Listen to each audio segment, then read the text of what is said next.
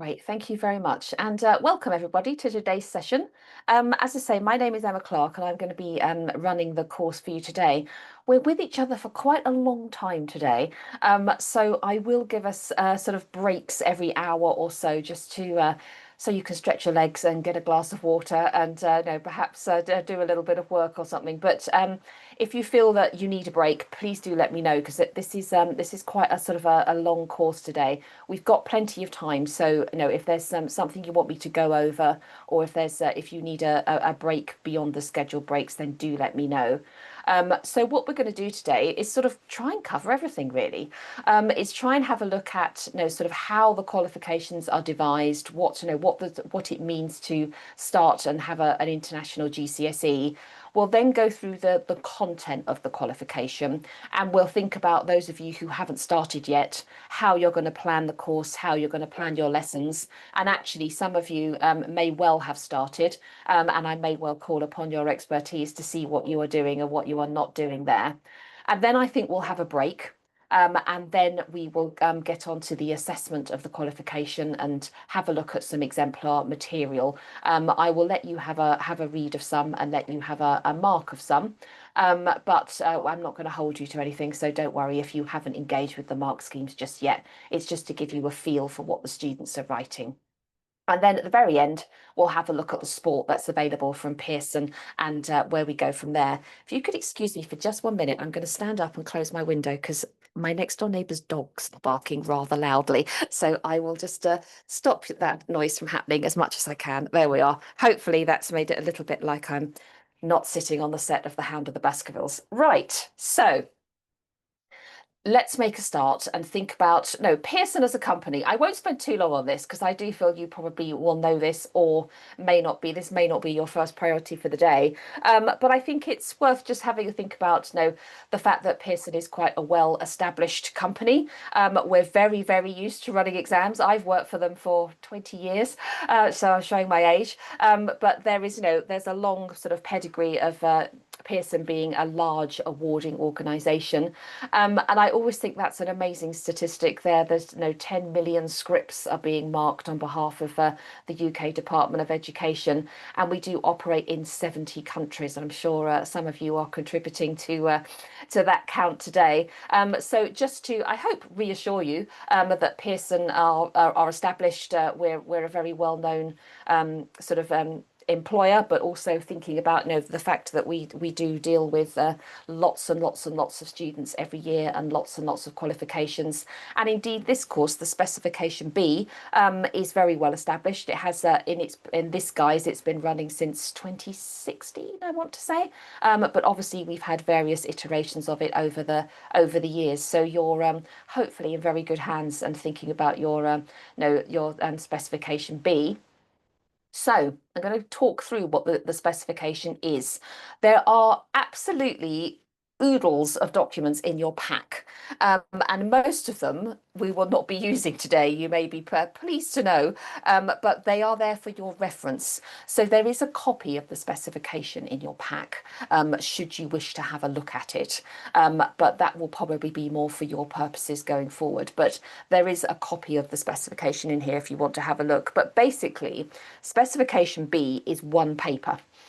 So it seems when you look at it like this, it seems quite stark, but it's 1 3-hour written exam. There's no set or pre-release material, so everything is unseen. So there are 2 unseen texts for students to look at. But I always think it's divided quite neatly and quite logically, and so students can sort of work their way through the paper. So there are 3 sections. Section A is where they will do the reading, so they will look at the 2 unseen text. And then Section B is that really interesting little hybrid of looking at reading and writing together, which actually is what we would do in real life, isn't it? We would tend to do reading and writing together. So the idea is that the students will look at the text that they have done their reading on, and then they will think about making that into a writing source. So they will basically use the ideas from the reading to produce a piece of written work. And then Section C is the writing. So it's sort of a little divide in the middle, the Section B. So we've got reading, reading and writing, and then writing. So hopefully a nice simple sort of section and device for students to work through. And there's also a spoken language endorsement, which is optional. I'm not going to talk about that today because I feel like we've got enough to talk about. But there is a spoken language endorsement which students can take should they wish to, and all the details about that are in the specification. So I will let you have a look at that and see if you want to let your students take up that option. So in terms of what's actually assessed, it's obviously, no, we are doing English language here. It is reading and writing. So there are 3 reading assessment objectives, and we'll talk about these a lot more in the second section of the course when we look at the assessment. And the first one is looking at sort of their understanding of the text. So these are generally quite short retrieval questions. And then there is an assessment objective around the critical analysis, so around thinking about how writers have used language and structure to create certain effects. And then the last question is a comparison question. So that's asking students to compare the 2 unseen texts and against a question, against a focus. And then for the writing assessments, there are 2. So there's one around the content and structure, and there's one around sort of accuracy and use of spelling, punctuation, and grammar. And then should you wish to do the spoken language endorsement, obviously there is a spoken language assessment objective as well. So in terms of what you're doing with your students, in terms of skills, it is really thinking about hopefully improving their reading diet. So thinking about getting them to look at literary fiction, non-fiction text in order to prepare for the unseen text, but also hopefully getting them to develop their skills in writing. So there is a choice of, they can do imaginative writing or transactional writing. So thinking about all the different types of writing that are available, they can access, and thinking about variety of purpose and audience. And then obviously, again, if you are taking up the spoken language endorsement, they can develop their speaking and listening skills. And indeed, they will be doing that anyway in the classroom, if, obviously during lessons, and encouraging them to vocalize and think about the text and talk to you about them as well. Now, I've probably covered this slide already by staying on that one, but just so you can sort of think, so section A is the reading, and section A is where we're looking at the different texts and how our writers are using language and structure. Section B is, as I say, it's quite an interesting one, section B, and we'll talk about it in more detail when we get to the assessment side. But it is using that sort of reading and writing abilities to produce a piece of directed writing, but it is using the sources as the basis for that. So it's based on the text that they have read.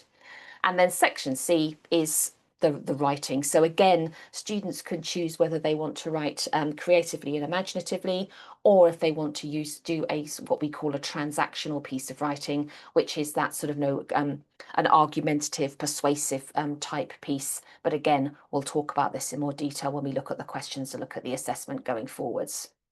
So I've already mentioned these, and these are in the library of documents that you have in your pack. So you will have the specification in your pack, and you will have something that we as an awarding body call SAMs, but they are what is actually called the sample assessment materials. So the specification is a really useful document to sort of help you get to grips with the course, and obviously very useful for you to start reading before you start teaching, because actually I've taken quite a lot of it to produce these slides.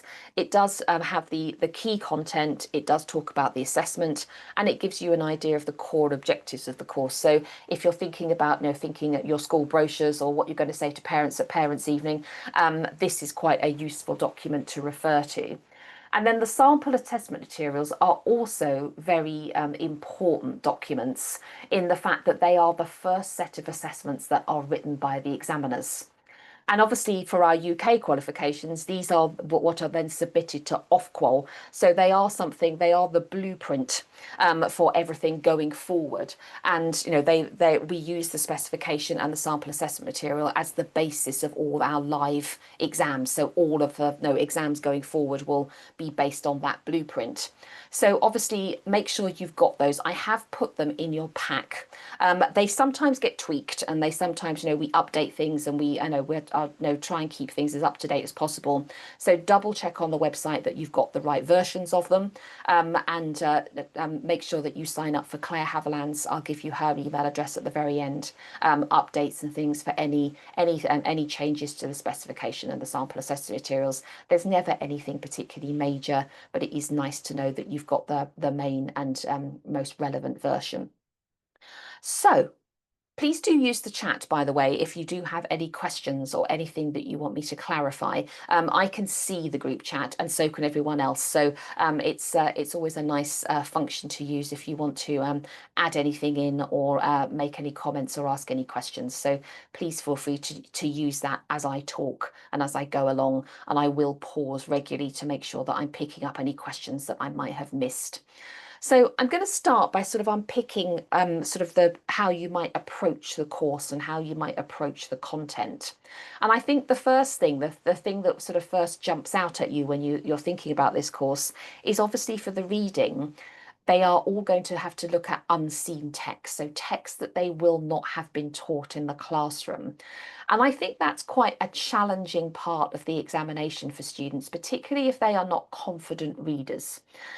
Because for things like literature, there is that comfort blanket that you've read the book and you know that you know the story, or you know what's going on. So here, this is slightly different in the fact that you will obviously give them the skills to tackle unseen texts, but students are going to have the confidence to go into the exam hall and apply those to a text that they most likely have not seen before. If there are lots of readers, I always think there might be an off chance they might pick one, but I don't think that's ever happened. So it will be text that they are not familiar with at all. So they have to show that they understand the text. So there are some questions to ease them in. So some just basic retrieval questions, but then it is much more about not just understanding the text. It's around being able to do comparison. It's around being able to analyze the language and structure that the writer is using. So the higher tariff marks move away from that retrieval, and it is really having that deeper understanding of the text. So it is all around, and I'm sure you've got lots of tactics that you use with your students, all around sort of making sure they have the confidence to trust their interpretation of texts, to be able to think about evidence that they can use to support their interpretation. So there's quite a lot of things going on here. And so thinking about the kinds of texts that students will need to study, I have basically taken this from the specification, which is why it looks quite formal. It's thinking about a range of different forms such as fiction, journalism, so things like articles and reviews, speeches, journals, reference books.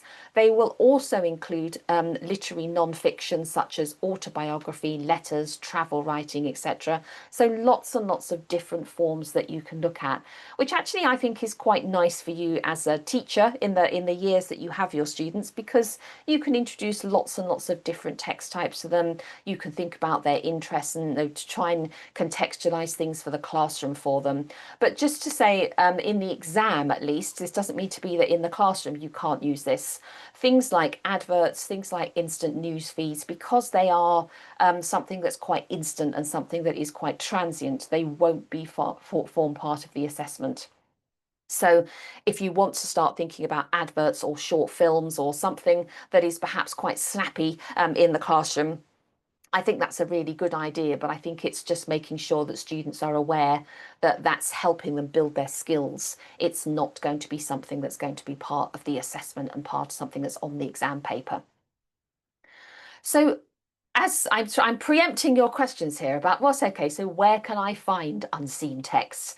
The best place, or the first port of call, is looking at the past papers on the exam. As I mentioned before, this course has been running for quite a long time now.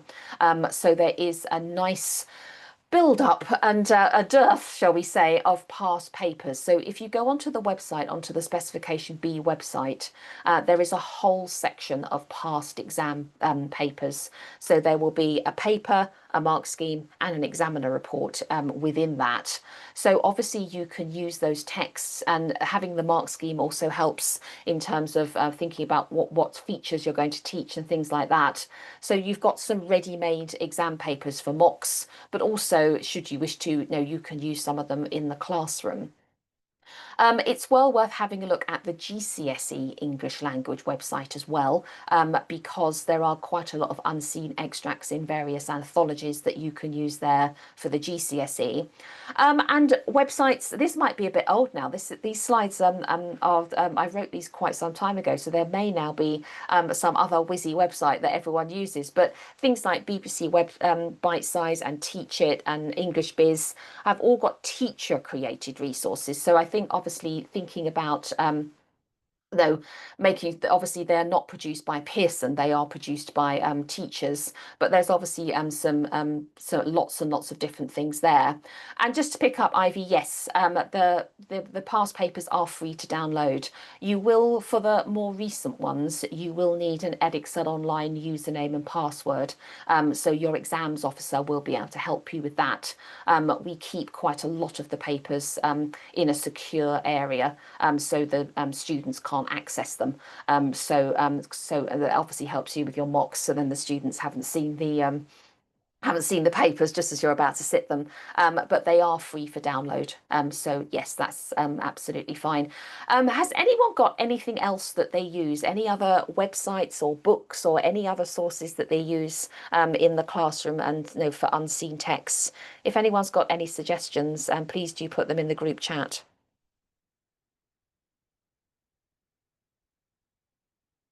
I'm trying to remember what other people have said. It's always quite useful.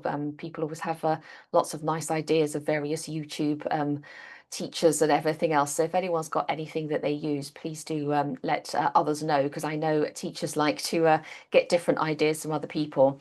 But hopefully there are some ideas on that slide that you can have a think about and have a look at. And so we started thinking about, as a sort of a training group, thinking about the different ways about sort of getting students to read text and think about things. And sorry, excuse me. This is something someone called Barbara Blyman was thinking about from the English and Media Centre, around how teachers tend to, and students tend to sort of plough into text by instantly looking at the small things and thinking, right, well, no, what am I actually looking at? I'm looking at language techniques, I'm looking at structure, rather than actually thinking about, what is my response? What do I actually want to get from this? So actually getting students to sort of have some dynamic skills as they go along. So when you give them an extract, big or small, actually getting them to think about these sort of 6 bullet points, about thinking about, is there anything there? Is the writer saying something that you would question or that you would challenge? How, no, are there, how are you connecting the ideas together, either within the text or with something else that you've read? Is it, no, if you've read several different newspaper articles, how is this one different to the ones that you have done before? And then perhaps, from the opening paragraph, just get them to read that and then say, right, from the clues here, what do you think is going to happen? What are you speculating can happen? And then sort of get them to just keep their options open as they read. I think sometimes, and I'm as guilty of this as anyone else, you tend to read sort of the first paragraph and think, oh God, this is going to be boring, or I don't think I like this. Actually trying to shut that down a little bit and think, right, no, we've read that first paragraph. Where do you think this is going to go? What do you think is going to happen? You said that you didn't quite like this at the beginning. Why didn't you like it? What's there?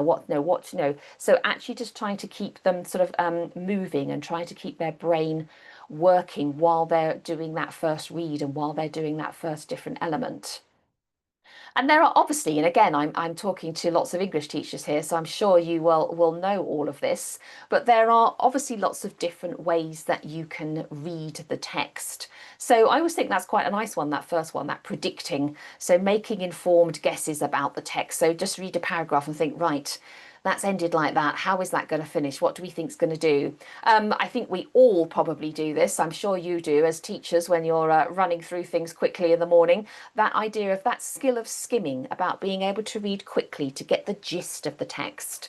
And I think sometimes students aren't necessarily very good at that element because they are usually so intent on trying to find features or trying to find things that they almost forget to read the text in its entirety. So actually being able to understand what the text is about and being able to pull out the ideas is actually quite a good and important skill.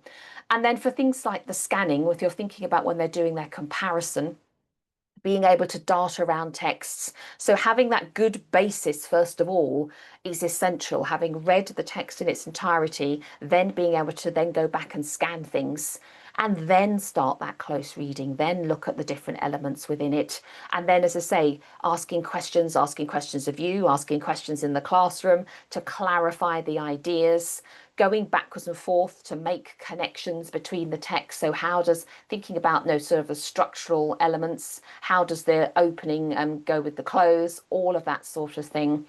A lot of the questions will talk about sort of the effect on the reader. So actually trying to sort of think about empathizing, thinking about the writer or the character, trying to visualize. And then that last one, that inference, obviously is that sort of reading between the lines is something that's quite important within this specification. It isn't just about surface meaning. They do need to be able to do some analytical work and be able to find meanings and find different elements there that they can think about.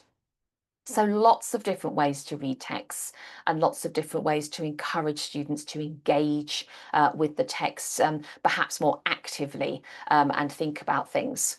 And this again is sort of, as I was talking about before, this sort of pulling on this element from the English and Media Centre about, right, if you give your students a text, and it could be any text really, so it could be a very short text, it could be anything of like, okay, so questions for students to ask rather than find me 5 features or find me 2 techniques or find me this, actually something that just opens up a little bit. So think about what are their first thoughts? Is there anything that they're puzzled or intrigued by? And I always think this one might be a challenge. And what do I like about the text? If they say nothing, you might have to sort of try and tease it out of them a little bit and say, well, okay, well, what would someone else who isn't you like about the text? So try and find something, try and get the enjoyment factor back a little bit. And I think particularly for lower down the school, these 4 questions are quite useful and gives a good grounding for when they come to come to international GCSE. So it's just sort of trying to get their gears moving a little bit and try to stop them doing too much feature spotting at the very beginning in terms of an unseen text. And then I think we've all probably you probably use pictures a lot in the classroom, but I think it's quite a useful way of getting students into texts. And I think it sort of takes the fear away a little bit as well, because they can very easily do this on visual elements, on pictures, on adverts, on things that they are used to. So it is just trying to give them the confidence that they've got those skills and that they can then go from pictures to text. So I think this is quite an interesting picture, isn't it? Because there's lots of different things going on here. So you can say, right, what are your first thoughts? And the first thoughts are, I don't know, it's cold, it's wintry, it's showing poverty. And then obviously you can say, right, where's your evidence? What's your evidence of this? So they have to pick things out and they have to support things. And then sort of the intrigue of like, no, where is the woman walking to? Has she actually noticed the person in the doorway? Why is the person in the doorway? What were their circumstances? So all of those sorts of things and no sort of all different things. Then what does it remind me of anything? It might be that they can think about what it reminds me. I'm empathizing because it reminds me of something I saw last week when I was walking around town, or it reminds me of kind of the campaigns for homelessness. So all of those sorts of things, just to sort of trigger people. You may not want to use this photograph, but I'm sure you've got lots and lots of different photographs that you can use along the way. And then actually you try and find some, this is This is quite an old image actually, but this is something that was sort of an advertising campaign a few years ago in the UK around modern slavery, which doesn't sound very enticing for your students, but it was quite a big poster. And this is actually just a very small bit of it, and did have "can you see" over the top of it. So actually just using small bits, you're thinking, okay, well, why is this man looking in the windscreen at this woman? Can she actually see him? What is actually happening here? And actually, when we gave students this small image, they sort of built up things of like, oh, maybe he's fallen in love with her and that's the husband behind her. And, they were building up all these wonderful ideas with all the different contextual clues. But then when we pulled it out to the bigger image and it says, can you see? And this is a man who's obviously been sort of pulled into a job, and she's ignoring the problem because she's got to get to work, and actually the man behind him is his boss and making sure that he's doing his work. So it's sort of looking at small things and bigger things and getting different clues and different images from that. It's always quite an interesting thing just to think about. And I think that last one is interesting about who is it for. So who is, and you think about that with written text as well. Who is the audience?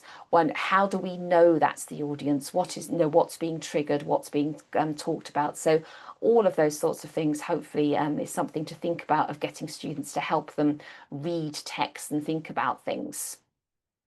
And, I think, as we've talked about, how do images help students to read text? They do generally feel more comfortable and confident, sort of reading images and short films. And even though you think, oh God, perhaps I shouldn't be showing them too many pictures or too many adverts or anything like that, actually, just as a little starter in the classroom, if you're introducing these texts lightly and just for sort of 5 minutes before you start on your actual lesson, it is getting you in the habit of things like those four things of noticing details, of exploring the links, of analysing the different meanings, of thinking about the effectiveness of the images and the short films. And I think adverts can work quite well there as well. When you think it's like a 30-second sort of film, that's quite an interesting one, and it's a little story, a little narrative is usually played out in that.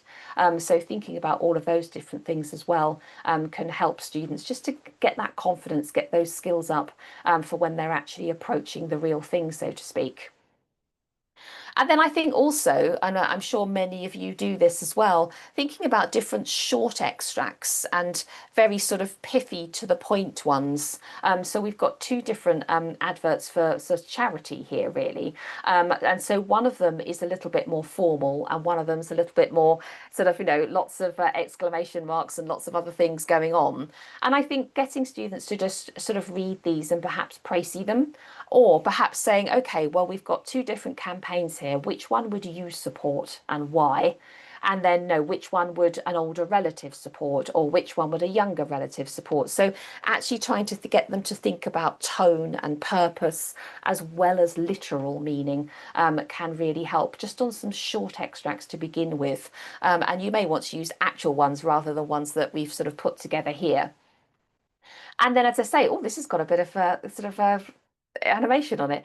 It's then building up, and this is again a very short extract, but actually just getting them sort of in little bits and pieces to think about different kinds of text. So showing them perhaps some, which is obviously some travel writing here. So saying, okay, well, which kind of text is this? How do we know it's travel writing? What do we notice about it? What is its purpose? What's the writer trying to get across here? Who should be reading this? Why are they reading this? For who would it be useful? And then start delving down into the language, and what do they notice about the language? What do they notice about the structure?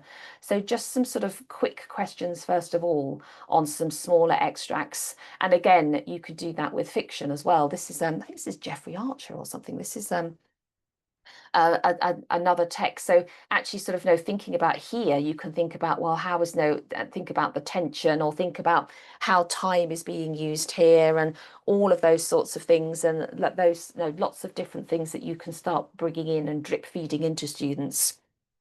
to help them with their sort of just getting over that confidence barrier of being able to approach the unseen text. So they can have those little questions in their head when they start reading, and it doesn't make them sort of lose their confidence when they get to a text that they haven't read before. But then we do also have to think about AO2, which we haven't really sort of talked about too much, but assessment objective 2 in the reading is all around students being able to analyse the writer's use of language and structure and the effect on the reader. So actually thinking about different language features and different structure features. What we obviously want to get away from is feature spotting, is just being able to pick them out and say the writer has used this, the writer has used that. It's making sure that they can then go on to talk about the effect it has and actually use evidence to support it. But I think sort of gradually introducing these to students, and I'm pretty sure they will have done this lower down the school, so it's just really emphasizing all the different language features, but also thinking about structure. I think a lot of students will talk about sentence types, but then not necessarily say anything very fascinating about them.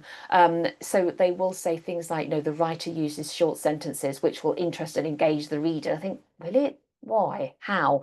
So actually trying to sort of think about deliberate structure points, but actually then linking it back to the effect on the reader, thinking about the text. And actually a good way of doing this and getting them to read the whole extract as well is thinking about the overall structure of the text.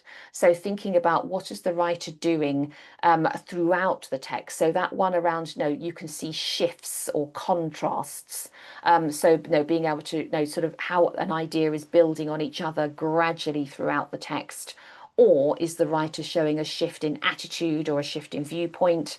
And then sort of thinking about the beginning, middle, and end of the text. So structurally, what are they doing? What are they doing at the beginning that they're not doing at the end? And how are they actually formulating that whole thing?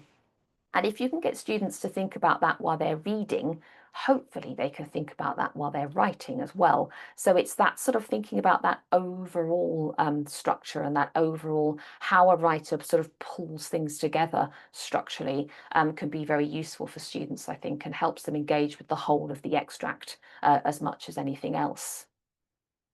And then I think, obviously, I think a lot of you as teachers will give your students some frames and things like that. But I think really trying to get them to remember that it isn't just about picking things out, that they will have to, if they're making a statement about the text, they will have to have introduced, in quotation and evidence from the text. So little phrases of things like, the evidence that supports this is, or this is evident when, illustrated by, demonstrated by, thinking about phrases that might help them embed quotations more successfully into their responses. And actually, I think, though, the second bit about explanations or things that will go on to explain the quotation even more. So they may well have their point, have their quotation, and then have their bit at the end of something like this implies that, or this shows that, this infers, something that really gets them into the habit of actually making sure they are constructing a response rather than just doing lots and lots of different points, actually trying to think about, we sort of call them those juicy paragraphs, those nice meaty paragraphs that they can think about and go from there. And as I say, that there are some students that will perhaps not need this scaffolding, but if you're having students who are struggling to sort of get an answer together, then sometimes a little bit of scaffolding can help. I think you just need to be careful that it's not stifling them as well. That you do get some students that they find frames or find phrases a little bit limiting. So it's just gauging that and thinking about that as you go along. So we've sort of talked about AO1 and AO2. And as I say, please do put some things in the chat if you want to ask me anything. Otherwise, I feel like I'm just ranting at you for the whole time. So obviously, the sort of AO1 and AO2 are skills that are looking at an individual text necessarily on the paper. But then the last question on the paper is asking students to compare So they need to start thinking about drawing links and drawing comparisons between the texts. So these can be similarities and differences. They can be either or. Most students do a little bit of both, to be perfectly honest. And I think some students perhaps sometimes sort of paint themselves into a corner by only talking about language. And then it sometimes is a little bit hollow of, one writer uses metaphor and the other one doesn't type thing. So I think it's just worth bearing in mind that there are lots and lots of different things that students can compare. So things like narrative voice, things like the different text types, the different narrator, all of those sorts of things. And actually, no, the main ideas and the content they can actually compare. So the way that a theme is being brought out. And then the ideas and perspectives. So ideas is something a little bit more concrete, isn't it? It's the what is actually going on in the text.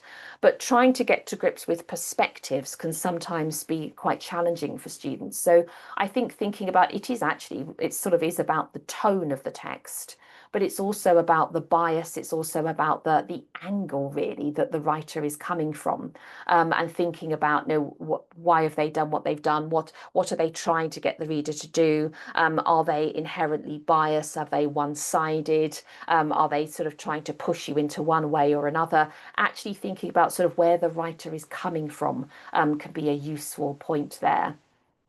But also thinking about things, this is again sort of thinking about that almost that inference, but thinking that aren't put on the page. So thinking about the overall tone of the text, is it humorous? Is it serious?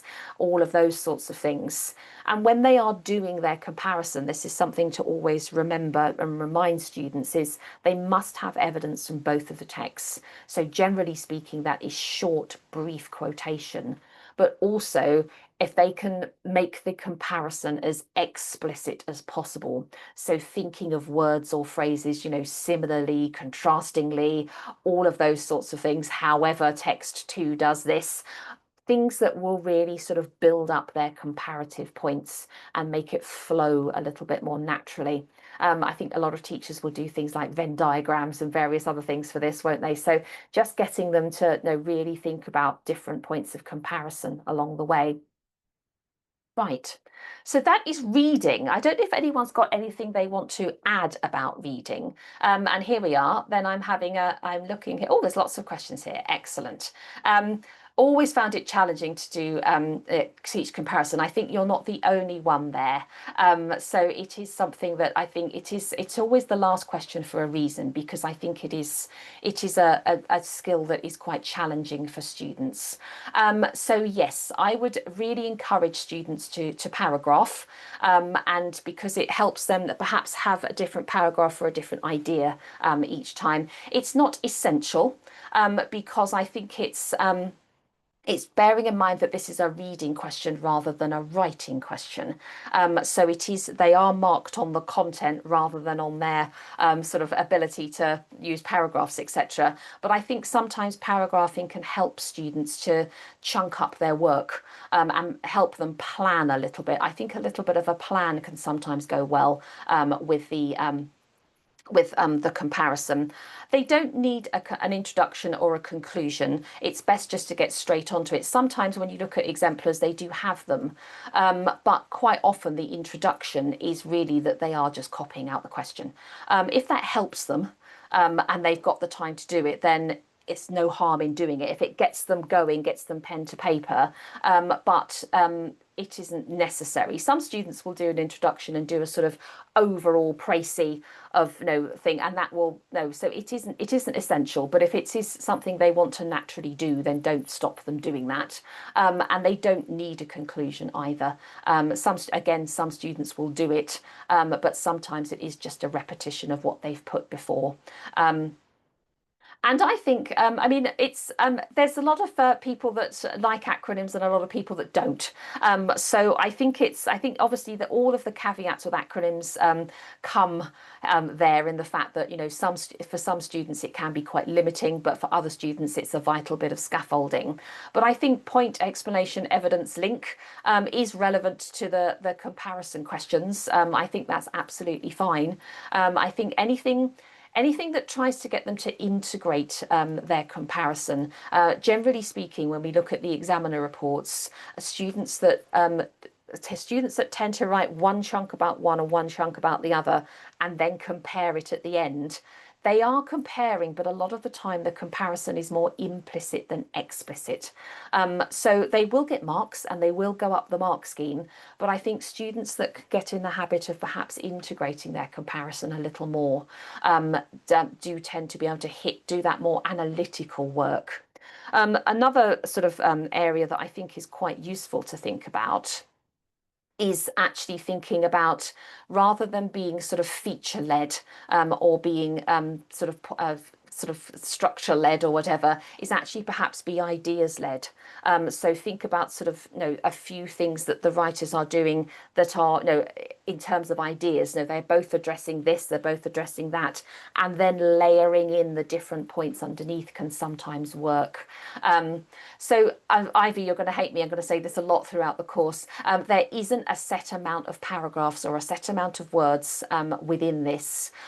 So it will, as always, it will depend what they are writing in the paragraphs. And I wouldn't limit them just to language and structure. I think it's thinking about all these different things that they can talk about, that they can layer on for different things. So thinking about bigger picture stuff, thinking about the themes, thinking about the writer's perspectives, thinking about tone, thinking about setting, and this is for the comparison. If you're thinking about it for AO2, for the language and structure, then it's really sort of dependent on the text. I think try and get students to read the text and find the ideas and answer the question, and then think about the linguistic and structural points underneath that, rather than those sort of, again, they can end up being a little bit repetitive sometimes if they just are always talking, just starting with language. You can end up having 3 paragraphs on metaphors that could have just been one. So it sort of depends on your students, really. So I think I think sort of giving them X amount of things to find can sometimes lead to feature spotting.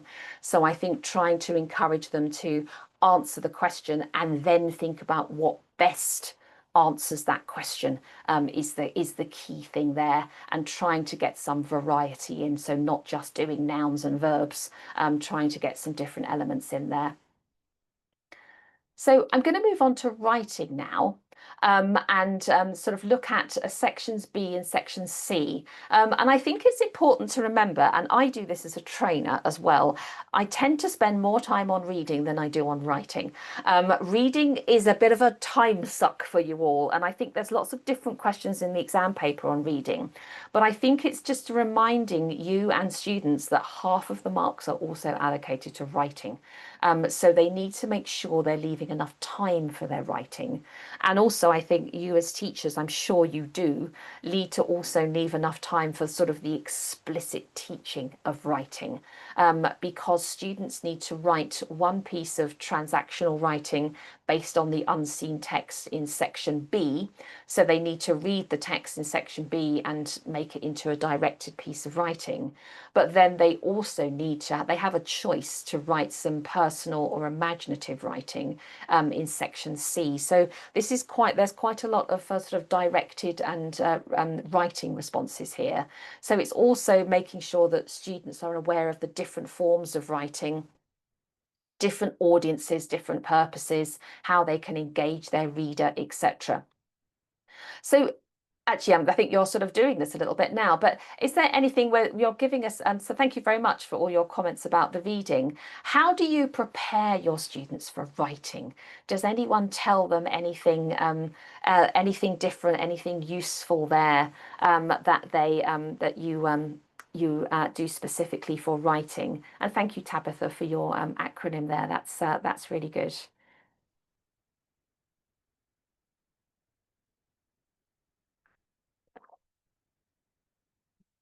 But just thinking about your writing, no, obviously you've got some very good things for reading. Is there anything that you use for writing? Any sort of schemes? Anything that you start students off with the transactional writing, or indeed with the imaginative writing? I think it's quite a difficult one to engage students with sometimes, isn't it? Writing, it's something that they sometimes struggle with. Whereas actually, but then other students conversely actually very much enjoy it, don't they? Yes, you may not have got to too much writing yet, but there is when we were running some workshops for GCSE, actually really quite a long time ago now, but I still dine out on it and tell people about it.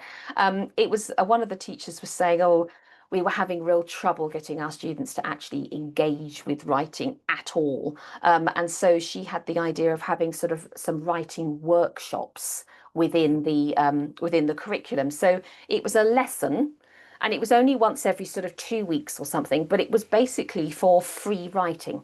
So they could write whatever they liked. She said, I'm not going to make you do an exam question. I'm not going to make you do anything. You can have a separate book for it.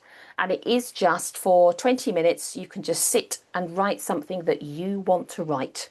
And then it can be imaginative, it could be persuasive, but it's got to be on, something actually just sit and writing and think about that. And then she said, actually, then she went round and spoke to all of the students, and they began to find it quite freeing because she wasn't going with a red pen. She was just saying, right, what have you written here? Tell me about it. What were you trying to achieve? And then she was just giving some little sort of hints and tips about what might help and what might go along. So actually, and then by the end of it, the students were saying, oh, are we doing writing today? Are we doing writing today? So actually just getting them into the habit of writing something and actually beginning to start enjoying it a little bit. And then obviously you have to hit them and say, right, we're going to write a transactional piece about this, this, and this. But actually just getting them to sit and talk about the choices that they've made and why they've made them can be quite useful. And I've now seen some really good suggestions. So thank you, everybody. Charlotte was saying that there's a bank of imaginative writing on past papers. Yeah, I think that's always a very good one to think about. Yes, and I think thinking about those different persuasive techniques is useful, and actually looking at sort of adverts or campaigns or something. You think, okay, so how do they do that? And I think that sort of reverse thinking is a good idea, isn't it? About, what is the purpose of this? What have they used to help them do that? So it is that really sort of trying to combine the reading into writing, isn't it, as well? That's sort of trying to get that pedagogical thing of like, you've talked about all these texts and about how the writer has done this, this, and this to engage the audience. How are you going to do that? How are you going to use all this? So it's that different element. Yes, and I think the purpose, audience, and form is a really good thing to stay in mind. And this is a really good one about movies, ones they've enjoyed.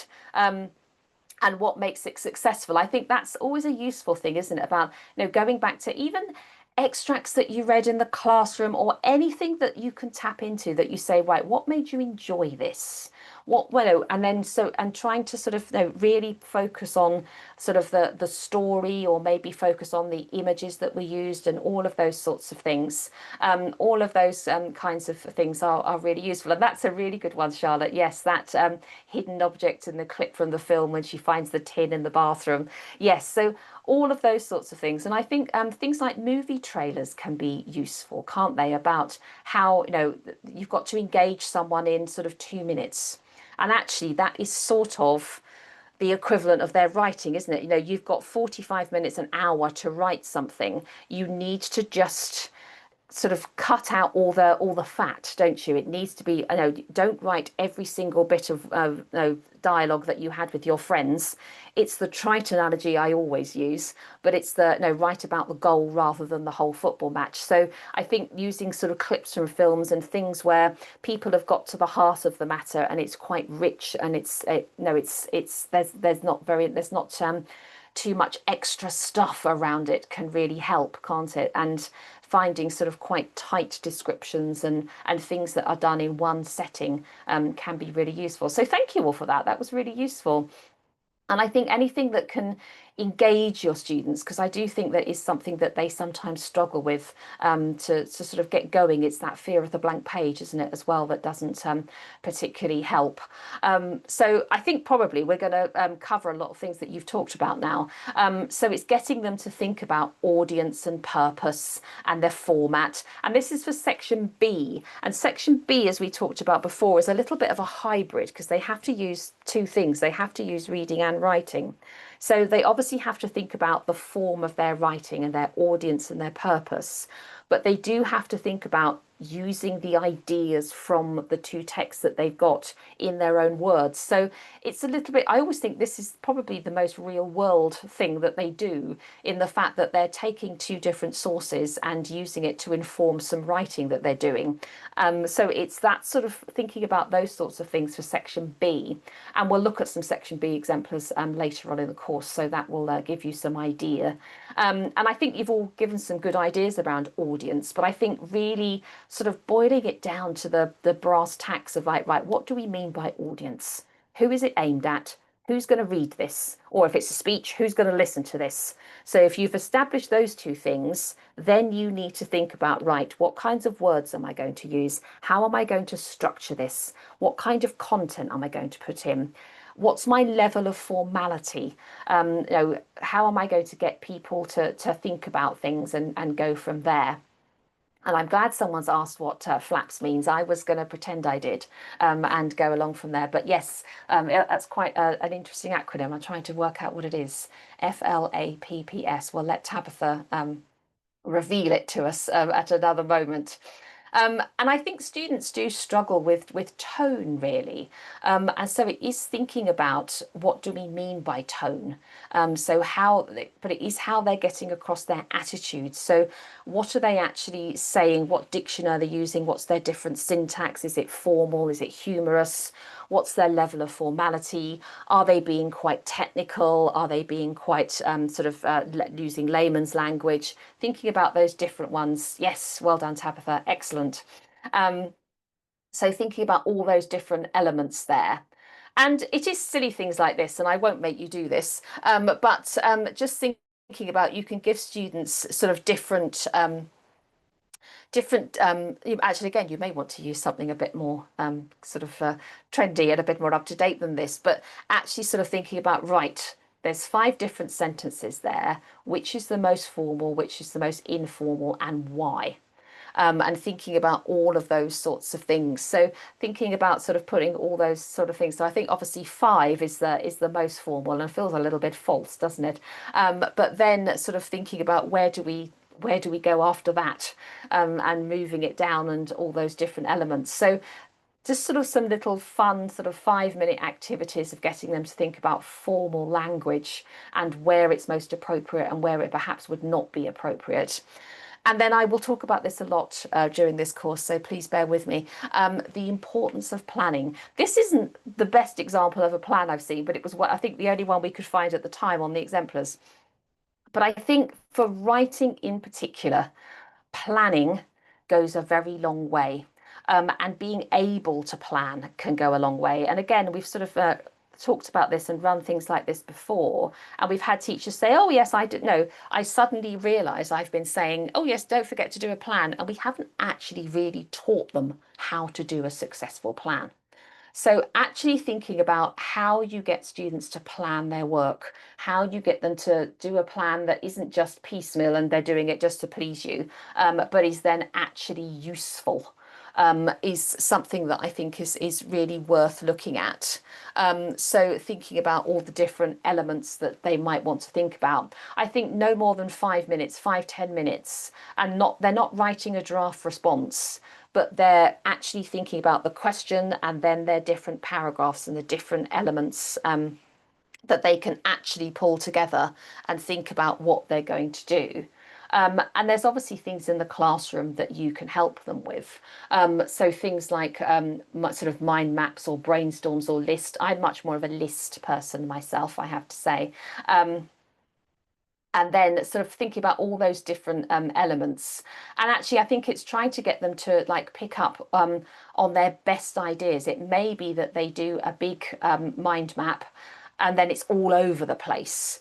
But actually then thinking about their different ideas, get them to list them in order, get them to see. I think that's the key thing, isn't it? How are you going to move between the paragraphs? And again, we've had teachers saying, oh, we tend to do lots on introductions and conclusions, but then we don't think about the bit in the middle. So it's thinking about how you will do that. and then actually letting that see you do plan a piece of writing. And you could tell I wrote these slides a while ago. But from any of the questions that are, in the past papers, actually see you do one on a whiteboard and actually see that no, you are struggling, or that you might move things around, or that you don't get a plan perfect to start straight away. So I think it's all of those sorts of things. And you may at the beginning want to give them a paragraph plan to help them frame it, and leaving some space for their ideas. So it's really just getting them in the habit and getting them sort of automatically, when they're doing writing in particular, to think of a plan to do it, particularly with, I mean, I think for both, but I always think imaginative writing, to avoid that, I woke up and it was all a dream type endings, or to stop them being too ambitious. They can't write a whole novel in the time that they've got. It's thinking about that sort of succinct answer that they're doing. And I think, no, if you're trying to get them to inspire them to do different bits of writing, again, you can tell we're all bit picture based here, but actually you can start with pictures rather than lots and lots of past questions. And a lot of you were talking about this, about using movies or pictures and things, actually just giving them sort of different images to say, right, let's think about the three different people that eats from these fridges. Look at their food and then formulate a character for them, formulate a name, formulate some reactions. So by looking at all the different food that they've got and all the different things that they've got, what sort of person are they? Actually trying to get them to brainstorm some different ideas using pictures can be a nice thing to do. But then also thinking about the other things that they are doing. So I know students do struggle with this, and you don't necessarily want this to be a massive sort of feels like it's just a sort of a point scoring exercise, but actually getting them to look at their own work, their first draft maybe. This is quite good for like teaching them about proofreading, and actually thinking about what sort of punctuation have you used? Is it there? Have you used it correctly? All of those sorts of things around what they've used. And I do very much like the fact that commas are rewarded less than full stops, because I think the comma splicing can get a little bit out of control at times, can't it? So I think getting them to no, don't use it falsely. I think there are some students that will have this list an exam and it will sort of cram it in regardless of the text type, but actually getting them to really consider their punctuation and to really think about and to use sort of proofreading usefully, because there are lots of things, if they read through their work at the end, things like full stops, things like exclamation marks, things where you've missed things out, that can actually help move up in the mark scheme, just to be able to spot those little sort of missteps with the pen the first time round. So all of those sorts of things can be really useful. So in terms of your planning, I'm sure you're probably all up to date with planning and are well on the way, but we have got some lesson plans in your pack. And there are quite a few on the website. So if you haven't seen those, they're actually, I don't know why I'm saying they actually, but they're very useful. They're quite detailed. And even if it isn't something that you think, oh, I don't want to do that lesson, they are, they are manipulable. You can do lots of different elements there. And it does, there are some text provided that will then talk students through all the different things that we've talked about. So I'm going to pick your brains now. We've obviously talked about, and thank you very much, you've all given me lots of good ideas about teaching and about the content. Um, Obviously, you need to make sure that you're fitting this all in a coherent way.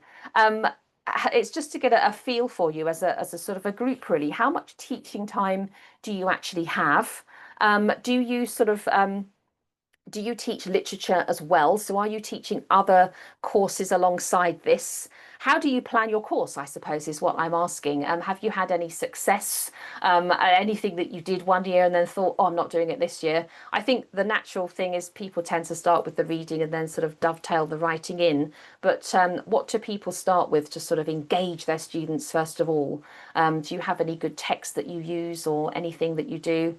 And thinking about how much teaching time you have, really. Do you find you fit it all in? Are there any tricks that you use to sort of keep things going?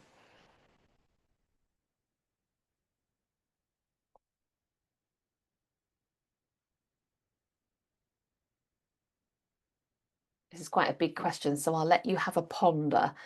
Even if you don't write anything in the chat, it might be this that you can have a ponder over these little vital questions. There is, I think, there is a planner in the pack. I'm just looking through my huge library of things. Yes, in fact, I'm going to go on to the next slide. This is a very top level plan of what you do. So is this sort of what you are following? And then if you do literature, do you sort of dovetail literature in? Yes, Charlotte, I think people do seem to spend much more time on literature. There's it's sort of inevitable in a way, isn't it? Because you've got set texts and you've got to get through those certain texts and those certain elements. And I think there's, there is obviously going to be some crossover in terms of thinking about AO2, thinking about comparative skills. But I think it's just making sure that students are feeling confident in their Spec BE requirements. Oh, and I'm glad the planner has been useful. I think it's there's a top level bit, isn't there? Then it goes into a bit more detail. And I think actually, no, I don't know if this is me just assuming so, but I think students are probably more confident readers than they are writers. So actually starting with reading and gently sort of nudging in a bit of writing along the way probably does help. But I think is quite useful because it does make sure you're leaving enough time for writing and that there is some explicit time. I think it's quite nice to combine it, isn't it? Otherwise you could have some quite sort of difficult lessons around, lots and lots of transactional writing all in one term, which may sort of turn students off a little bit. But so it's just trying to keep their engagement up, isn't it? And try and keep their interest bubbling along. And I think also teachers are very good at this, just being adaptable. If you feel that something isn't going too well or you're losing the crowd, actually then sort of moving on and perhaps trying something else and looking at something else can be useful. So I think we've sort of had a look at that, but I'm going to give you a chance, and actually I'm going to give you a break because I think we've done an hour and it's a lot of listening. So I will give you a break, but obviously do please keep putting things into the chat because I will stay here and answer questions. But we've got some planners and some schemes of work in your delegate download. So if you want to take this time just to have a look at those, if you need to, and look at different things, then please do. And I'm just having a look at the chat. There's some nice things here. They mix all the three sections. Yeah, I think that's a good idea, Tabitha. I think that it does keeps them interested, doesn't it? And keeps them going. And I think they're writing a lot. Oh dear. And they get a pen rash. But yes, I think you're right. Then they have even worse in international A level, don't they? So it's the getting them hardened up, getting those calluses. It all works really well. So thank you for that. That's really interesting. But as I say, I'll give you a bit of time just to rest your brain a little bit because I have been talking at you for an hour, and just to give you a chance to have a look at the downloads and things. And then when we come back, just to brace you, we're going to look at the assessment and the exam. So that can be quite a heavy session, but I will be quiet through some of it to get you to do some reading. So I'm going to coordinate international watches here. So it's on the hour where I am. It's 10:01. So shall we have a 15-minute break? So if we come back in 15 minutes, so 15 minutes past the hour, I will start again at 10:15 UK time. But I will no, I appreciate you're all in different time zones. So if you can set your timers for 15 minutes, it gives you a chance to make a cup of tea, have a comfort break, go and organize a lesson or do something. And then I will come back in 15 minutes. I will stay here. So if you have any questions you want to ask me, please feel free to do so. And thank you. Well done, Tabitha. She's so you're 12:15 and you're only 2 hours ahead. That's you seem a long way away, but you're straight down, aren't you? So yeah, 15 minutes past. I will see you all back here. And then we will start looking at some exemplars. So thank you very much, and I will see you all again shortly.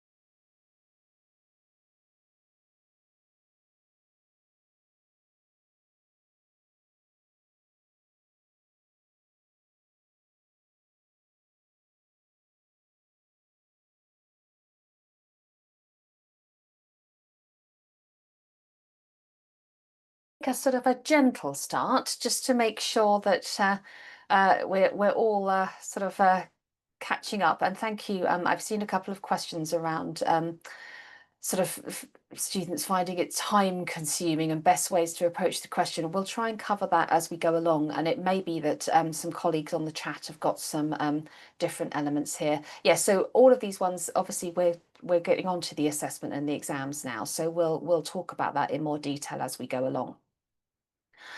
So obviously the assessment, thinking about the different assessments. So you probably know this, but I would just quickly whiz through that obviously it's the two unseen texts, and there are questions on that, and there are 40 marks in total. And then section B is a 30-mark question. And then section C is the 30-mark question. So it's reading in section A for 40 marks, reading and writing in section B for 30 marks, and then section C is 30 marks. And then, as I always say, for me as a very much a non-math specialist, total number of marks out of 100 is very helpful. And it's 3 hours for the exam. So it's thinking about timings and things there as well. So in terms of assessment objectives, again, I'm sure you could probably all recite these in your sleep, but I will just quickly whiz through them. So for reading, there are 3 assessment objectives. The first one is around being able to understand a variety of texts, selecting, interpreting information, ideas and perspectives. This is usually seen as the sort of the more straightforward one. This is the sort of being able to pull out certain bits of information, certain bits of different elements from the texts, and being able to sort of interpret and select that sort of synthesis type assessment objective. And then AO2 is where we're looking at understanding and analysing language and structure, and also, as we talked about before, how they use those to achieve their effects. So all of those, being able to just not feature spot, be able to think about how a writer is using those to achieve effects and to influence the reader, and think about all those sorts of things. And then AO3 is thinking about the links and connections, comparing basically. And as we talked about before, it's trying to make sure that students are covering the ideas and perspectives of the writer, as well as thinking about how they are conveyed. So yes, they can be conveyed through language and structure, but they can also be conveyed through tone, through narrative voice, through characterization, through the different themes, or lots and lots of different ways that things are conveyed. And then the writing, and thinking about that in terms of AO4 and AO5. So AO4 is always, I think, the interesting one, in the fact that it's the one that really does, if they can do a plan and they can help on that, then that really does help. It's thinking about how they are communicating, their overall communication, and thinking about the register they are using, thinking about how they have adapted things for audience and purpose, etc. And then AO5 is around sort of the nuts and bolts bits, really. It's thinking about the range of vocabulary. And I think that's the thing to bear in mind, that idea of range. And sentence structures and appropriate paragraphing and appropriate accurate spelling, grammar and punctuation. So thinking about all of those sorts of things as we go along, all of those different elements there. And where they are assessed, and we'll talk about this in a lot more detail when we actually get to the questions. I'm not expecting you to remember this now. But obviously the short answer questions on section A are the AO1 questions. So question 1, question 2, question 4 and question 5. And then the AO2 questions, as someone is talking about in the chat, I've just seen, are the AO2 questions. And then question 7 is the AO3. And then the section B question has one reading assessment objective. So I'll go back. It has the AO1 for reading, and then it has the 2 writing assessment objectives. And then section C has the 2 writing assessment objectives. So it does sort of span itself out across there. And actually, we've had some questions in the chat around timings and around finding that students are spending too much time on one question, finding it very time consuming, and it's all teachers do different things. No, not all different things, but it's there's lots of different ways that you can approach this. Obviously you know your students, and I've just seen someone say I literally set them a timer and tell them to do that, which I think is a good idea, and thinking about all of those sorts of things. So they get questions from teachers about how to manage their time. So some teachers will look at the raw marks and the times and advise their students from there, whereas others will look at it as terms of the text. So they will think, right, okay, the first three questions are on text one, and the second questions are on text two, and then we've got one that goes together. So they slice up the time via text rather than by individual questions. So it's thinking about all of those sorts of things. And thank you. There's some chat around thinking about how you split up your time and how you do all those sorts of things from there. So actually, I think we're sort of doing this already about how you actually advise your students. So how do you split up the time of the paper? I know there is guidance on the paper. Do you follow that guidance? Do you use something else? How do you split things up? How do you advise your students? And I can see there are some good ideas coming through at the time, but it's always quite nice to share these different ideas with each other if there's anything that anyone else does to help along the way. I'm trying to find the paper now to see the timings on the top. So if anyone's got any, I can see that there's some different elements here around spending 15 minutes on that, the first question. Um, and I think that's absolutely right. I think, I know students are obsessed with how many things do I have to write, how many this, how many that. But I think you're absolutely right in the fact that it is the quality of the argument rather than the number of paragraphs, because, they could write any number of paragraphs, but they would still be the same level of quality. So it is thinking about what they're actually writing rather than fulfilling a sort of, an arbitrary amount of paragraphs. It's always a difficult one because you want to sort of make sure that they're fulfilling the time. And I think it is very easy for students to get too sucked into, to use a not a very technical term, to questions 3 and 6. And I think it's remembering that they don't have to, no, don't write absolutely everything you can think of. Actually think about answering the question and remembering, and I use this word guardedly, that it's only 10 marks. Don't spend sort of, 30 marks worth of time on it. I think it's always worth advising students that we always give them plenty of paper. They don't have to fill the booklet. It's sort of it's always a difficult one about thinking about paper for students, because some students write quite large and some people cross things out. So we want to give them a comfortable amount of paper, but it isn't a challenge that they have to fill the whole booklet. And I think that's a very good strategy. You don't have to start. I think most students will start with A, because it's just when they open the paper. And obviously, understanding B depends on how well you've read A. But I think some teachers will start with some will start with the last section if it's something that they think they're going to run out of time on. It's all, as we said at the very beginning, it's all, your students, and it can be a little bit trial and error. And I think it's really trying to just keep an eye on the time, keep things moving.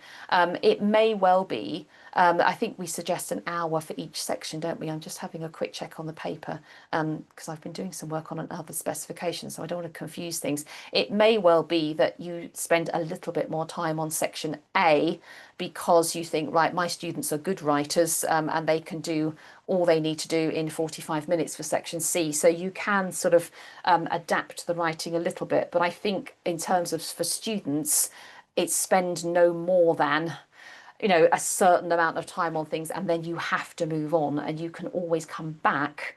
But I think, once that time is gone, it's gone, isn't it? So I think it's just trying to get those things in perspective. And I'm sure you probably all do this or a version of this. But I think it's really getting students, and I think someone mentioned that about timers, actually getting them to understand how long that bit of time is. It's all very well saying, oh yeah, I've got about 15 minutes, but actually having something, no, doing the walking, talking mocks can be an incredibly useful exercise for students, because it does make them really realise how much time they have. and what they need to do in terms of the time allowed, what they should be doing when they get there, thinking about, perhaps even the smallest steps about, right, okay, open the paper, underline these words, do your plan, and then now you've got X amount of minutes for question one. So do question one, and the minute I tell you to stop, you stop, and then you will start question two. So actually really getting them thinking about exactly how they move from question to question, how long each bit of time is, sort of replicating the exam experience really, I think can sometimes help with students along the way. So this is sometimes where the wheels come off the wagon in terms of the delegate pack. So we'll start slowly and we'll build up. So I'm going to start looking at some of the exemplars now, and you'll be pleased to know that I will be quiet in a moment and let you have a read of some things. So I think, we've already talked about the different questions. So the first two questions on each text are really to help students ease into the exam and ease into the documents. So they're focusing on AO1, so they're short questions. And then the third question on each of the texts is AO2. So this is where we've had some questions around how much time and all of those sorts of things. So they're worth 10 marks. So I would think, I'll be thinking sort of, 15 minutes tops on that, and thinking about their more detailed response, thinking about actually how it's language and structure to achieve effects. And then there is the largest question on the reading, which is the comparison. So I think it's making sure that students are leaving enough time for that. We don't want that to be blank. And you want to actually, make sure that they're leaving absolutely enough time to do that and thinking about all of that. And thank you. That's really useful advice in terms of the timings. It's just getting, it's just making sure that students are actually getting to every single question, isn't it, and not leaving anything blank, and just sort of not wasting time, but just a lot of the time they could have got the marks they could have got in half of the time of writing. So it's just sort of making sure they're getting to that. So I'm going to whiz through, as the students, the AO1 questions on this particular section, and I've pulled out some things from the examiner report. And just to say this, for some reason, we've got some quite old exemplars. This is in the 2019 pack. So we've got a lot more exemplars on the website for the sort of previous years. So this is a sort of, we're going back in time a little bit here, but everything is still exactly the same. But in terms of what the examiner has said, in terms of these short answer questions, they are as straightforward as they seem. I think sometimes students think it can't be that easy, or they've got to do more than this and they've got to write more. But the majority of the students should be getting marks on this one. It's just being able to choose the correct word or phrase. If they are not doing it, it's because sometimes they don't read the line references quite carefully enough and they choose something from outside of the lines, or they're not reading the question carefully enough and they get a little bit lost within that. So I'm now going to try and get you to have a look at some things. The exam paper is in your pack, as is the mark scheme. So if you want to have a look at the extracts that are being used, let me see if I can get the exact title for what we've got here. I'm also trying to save the planet independently and not print things off and use my iPad, and now I'm getting lost on where everything is. So there is an exam paper in there if you want to have a look at the extracts, and I will just find it on my documents. So please bear with me while I rake through and find things.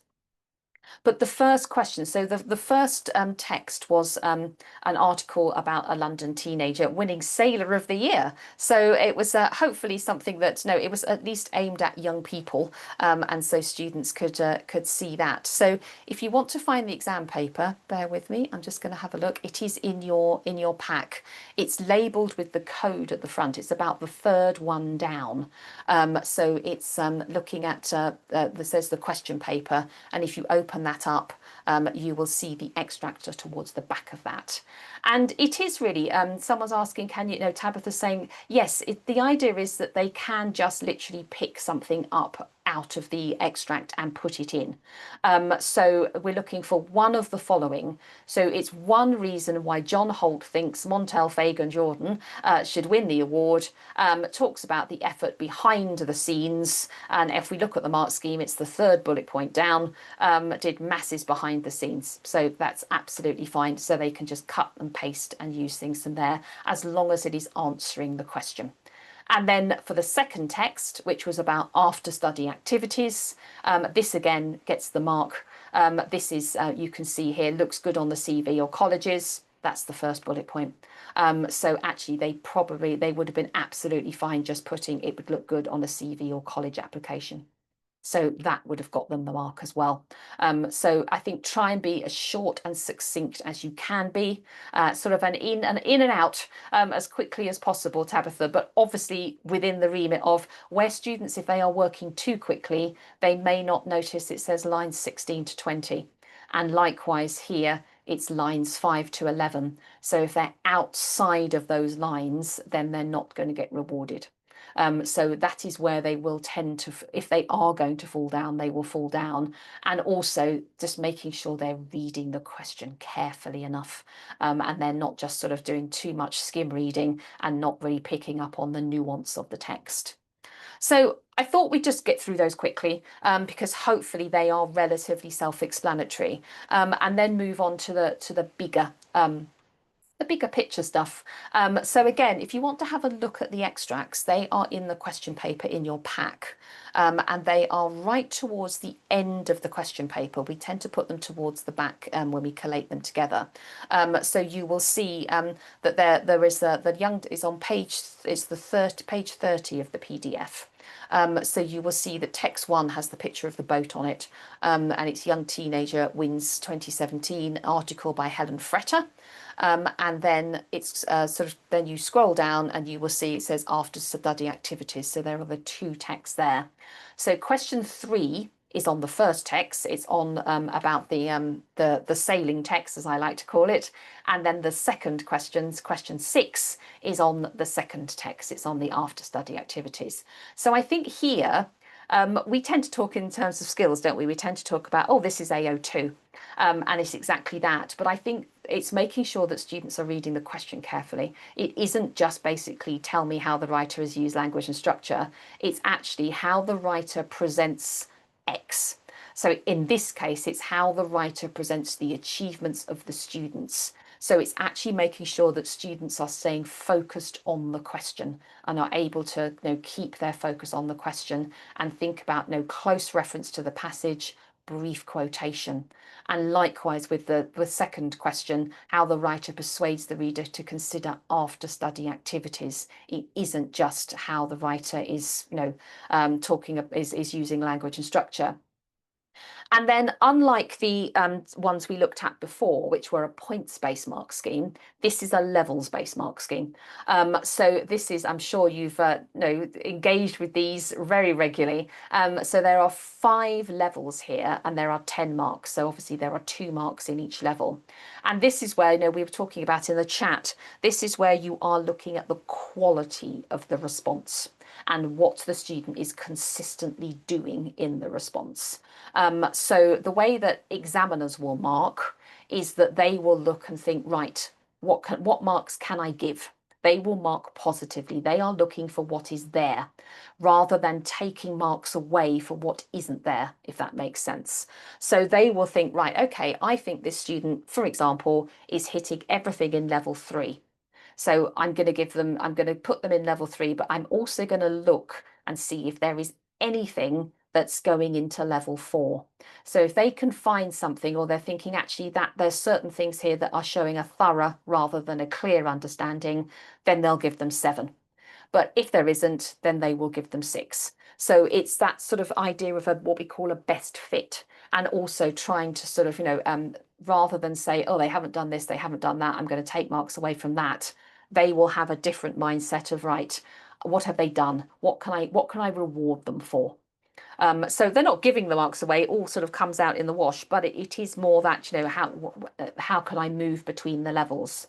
So the first bullet point here is all about how they are dealing with, language and structure and the effects on the reader. So all the once we go through one mark scheme, we sort of have got to grips with them all really. So level one is a basic understanding. It's just an identification, and they're perhaps not using a lot of references. It's usually a very straightforward, usually quite a short response.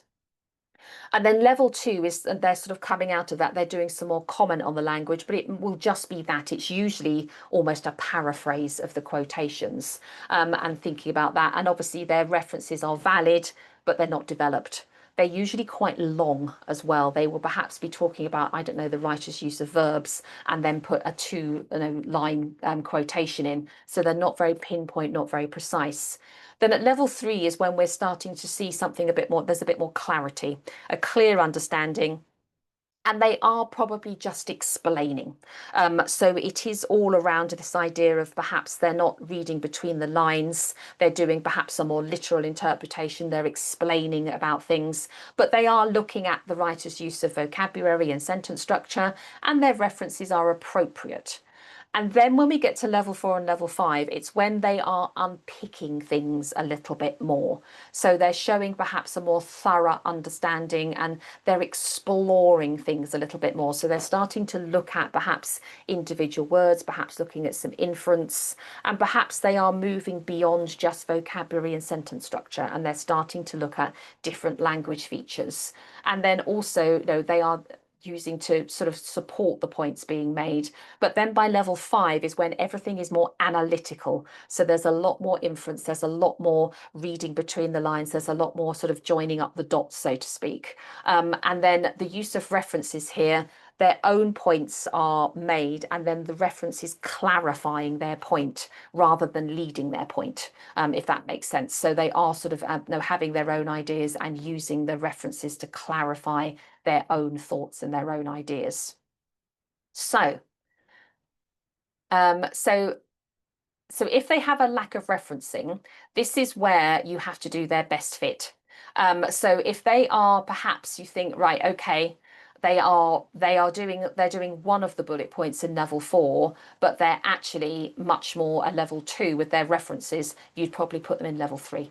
So you start doing a best fit. In the classroom, you may well sort of give them a shock and put them into level two or level one, but the examiner will be looking that they will do what we call a best fit element there. So it is it's trying to be as fair to everybody as possible. But if they are lacking in references, it is going to impact on their final mark, because there is also a case of thinking, well, are you really sort of doing an exploration of language if you haven't actually referred to any of it? So it's sort of thinking about all of those different things that you've got to sort of pull into the mix there. Right, this is where things get a little bit complicated, because for some reason, I'm a bad workman and blaming his tools here, but all of the exemplars are in separate booklets. So what we need to do is look at a booklet. I'm going to find it for you. It's called Question 3 Exemplars. And I'm going to put it into the chat. So the document you are looking for is called that. And we're going to have a look at all of them. There's 3 in there. I will leave the mark scheme on the slide for you because that might be easier. And as I say, I'm not getting necessarily to mark these today because I don't know sort of where you are in the course, and this is sort of a getting ready to teach course. But just to get a flavour about where you would put each of the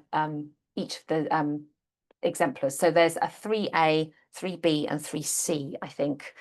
So just think about the different, one is, there's one for each level, just to give you a clue.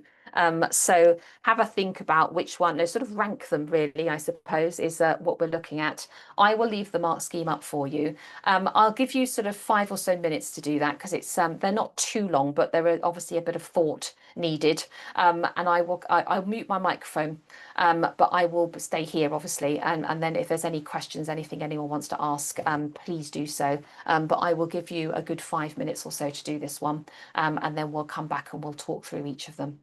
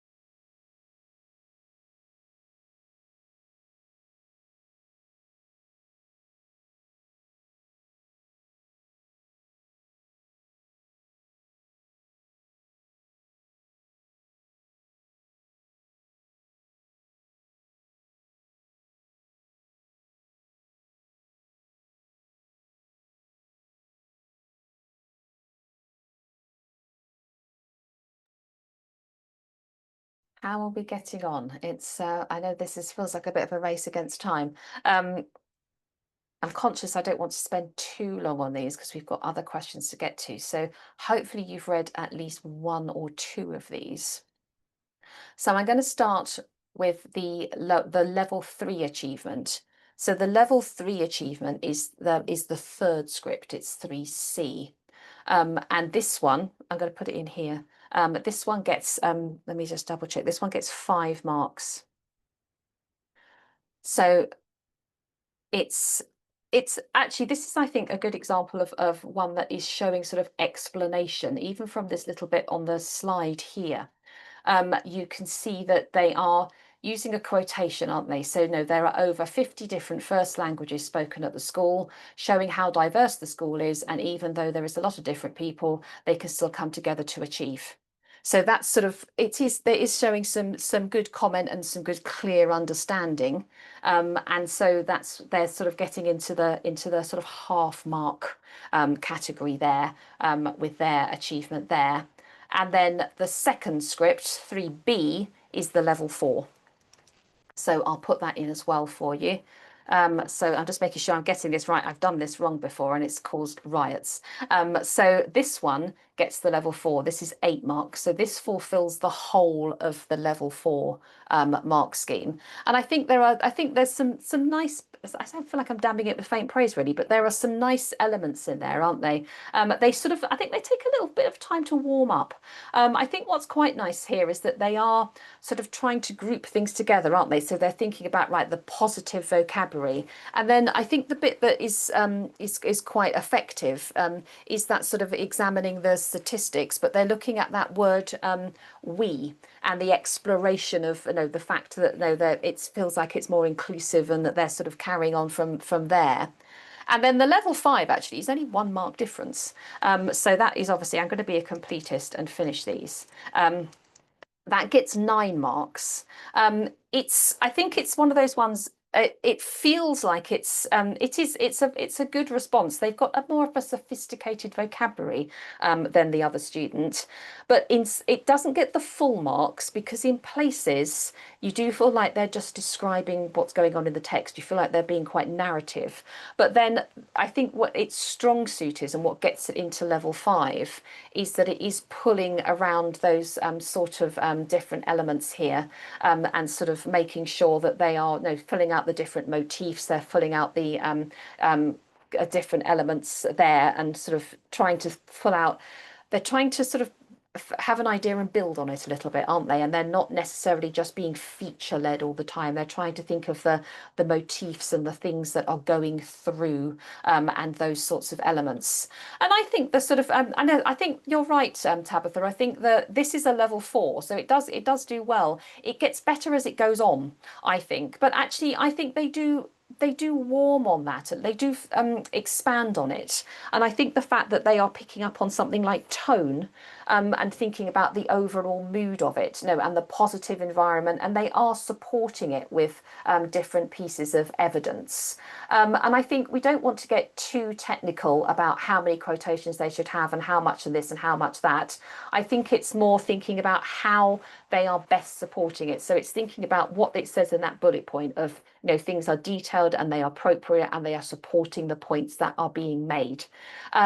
So it's thinking about those sorts of things. And I think, as we can see from the mark scheme, there isn't a great deal that talks about the use of technical terms. It is in the assessment objective. So I think, most teachers encourage students to think about the technical terms and think about those, but it isn't necessarily the driving force. I think and I think that's a good thing in the fact that it stops students feature spotting and it makes sure that they are actually thinking about the text itself. So I think, the fact that they've said word rather than personal pronoun, it shows that they are, picking up on, it's more the fact that they are then engaging with that word and that personal pronoun and talking about how it affects the reader.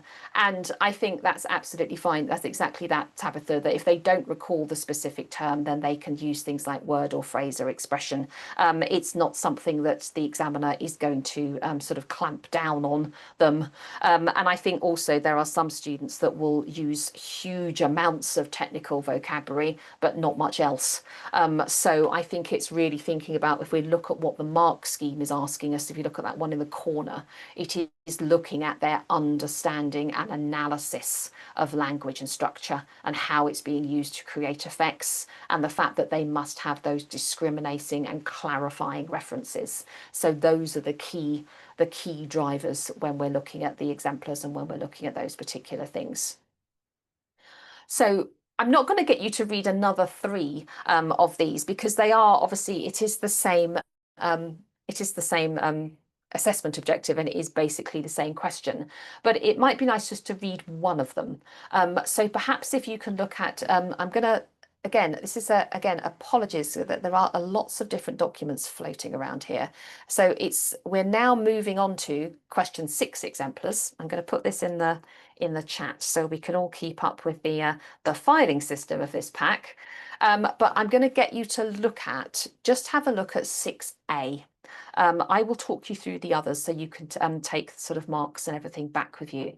But as time is relatively brief, let's just have a look at 6A, because it is essentially the same skill and the same thing that we are looking for. And then that gives us enough time to look at the comparison in a bit more detail, because I know you've had some questions about that. So I will leave the mark scheme up. I will mute my microphone. I'll let you have a delve into that one for a few minutes, and then we'll come back and I'll talk you through the other two as well. So if you want to have a quick whiz through of the other two while we're having this break, then please do.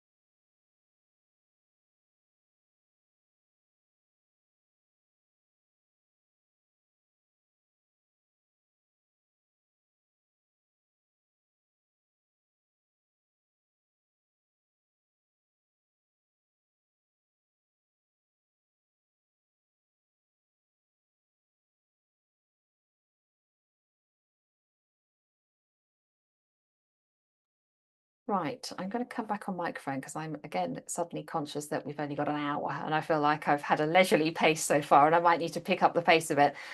So this 6A one, what does everyone feel about this one? Any thoughts? Anyone want to hazard a guess? I always worry because I know you're not going to be mean markers, so I'll see what you say. But this is actually I won't. I will do it now. This is a level 4, and this gets 8 marks. So it's not as good as so it's sort of a similar standard to the 3B that we looked at.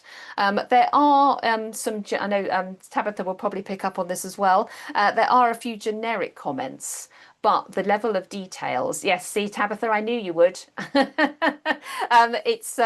It's thinking about the sort of, but the selection of references are quite detailed. They're quite supportive, aren't they? And they're thinking that. But you're absolutely right, Tabitha. There are some generic comments there, but there are some places where they are sort of getting into a bit more of the mark scheme. And I think the fact that they are sort of helping support the points being made, and they are, carrying on from there, is a stronger point on that one.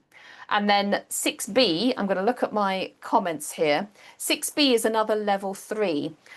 It's, again, I think hopefully you can sort of see this one, just even from this little extract here. It's a little bit feature spotty, in the fact that, it's there's lots of little points being made, and they're not sort of getting beyond just explaining them. So you can see, look, the writer uses rhetorical question bored, looking for a new challenge, attracts the reader's attention, persuades them to read the text. Then it assumes the reader you will find friends, reveals that use facts that you will find no friends. So they are sort of just unpicking the if the quotations a little bit there. So this one, I'm just to say, I've done this wrong before and caused absolute ructions. So I'm going to just make sure I'm typing this properly. This gets a level 3 and gets 5 marks. These are all actually taken from the examiner report, which I think is in your pack.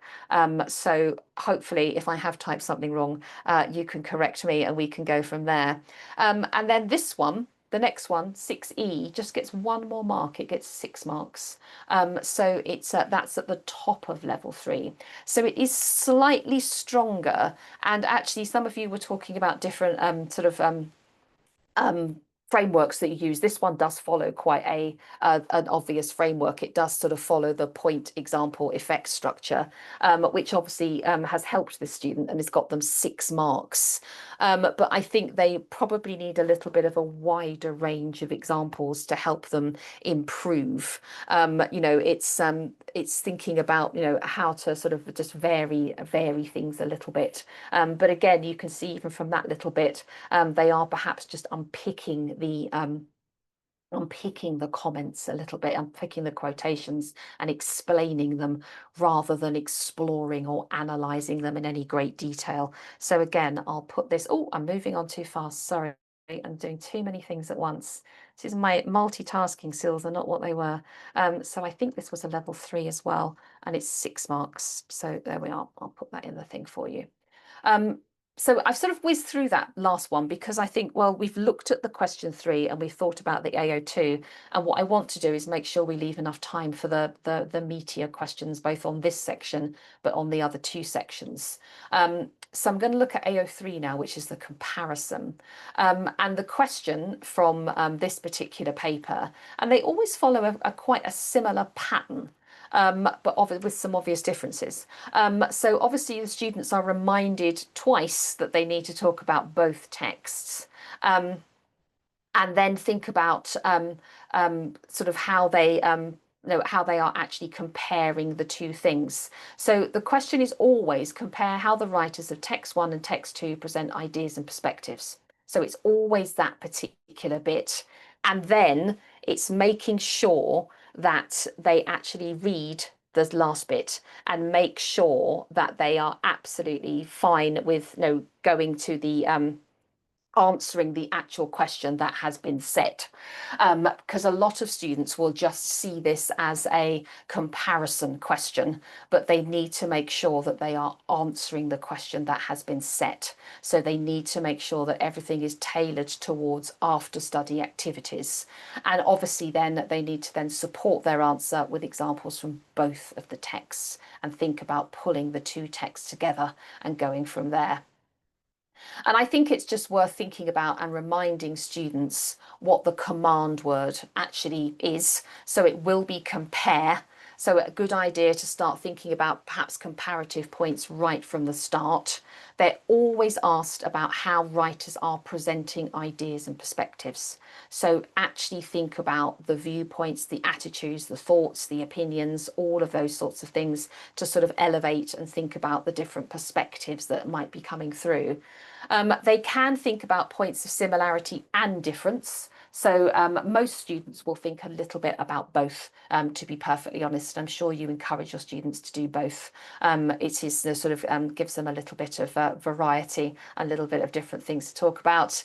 And then the indicative content of the mark schemes obviously will give you as teachers an idea of the sorts of things that the examiners are looking for, and give you a little bit of support when you're thinking about how you're teaching this particular question.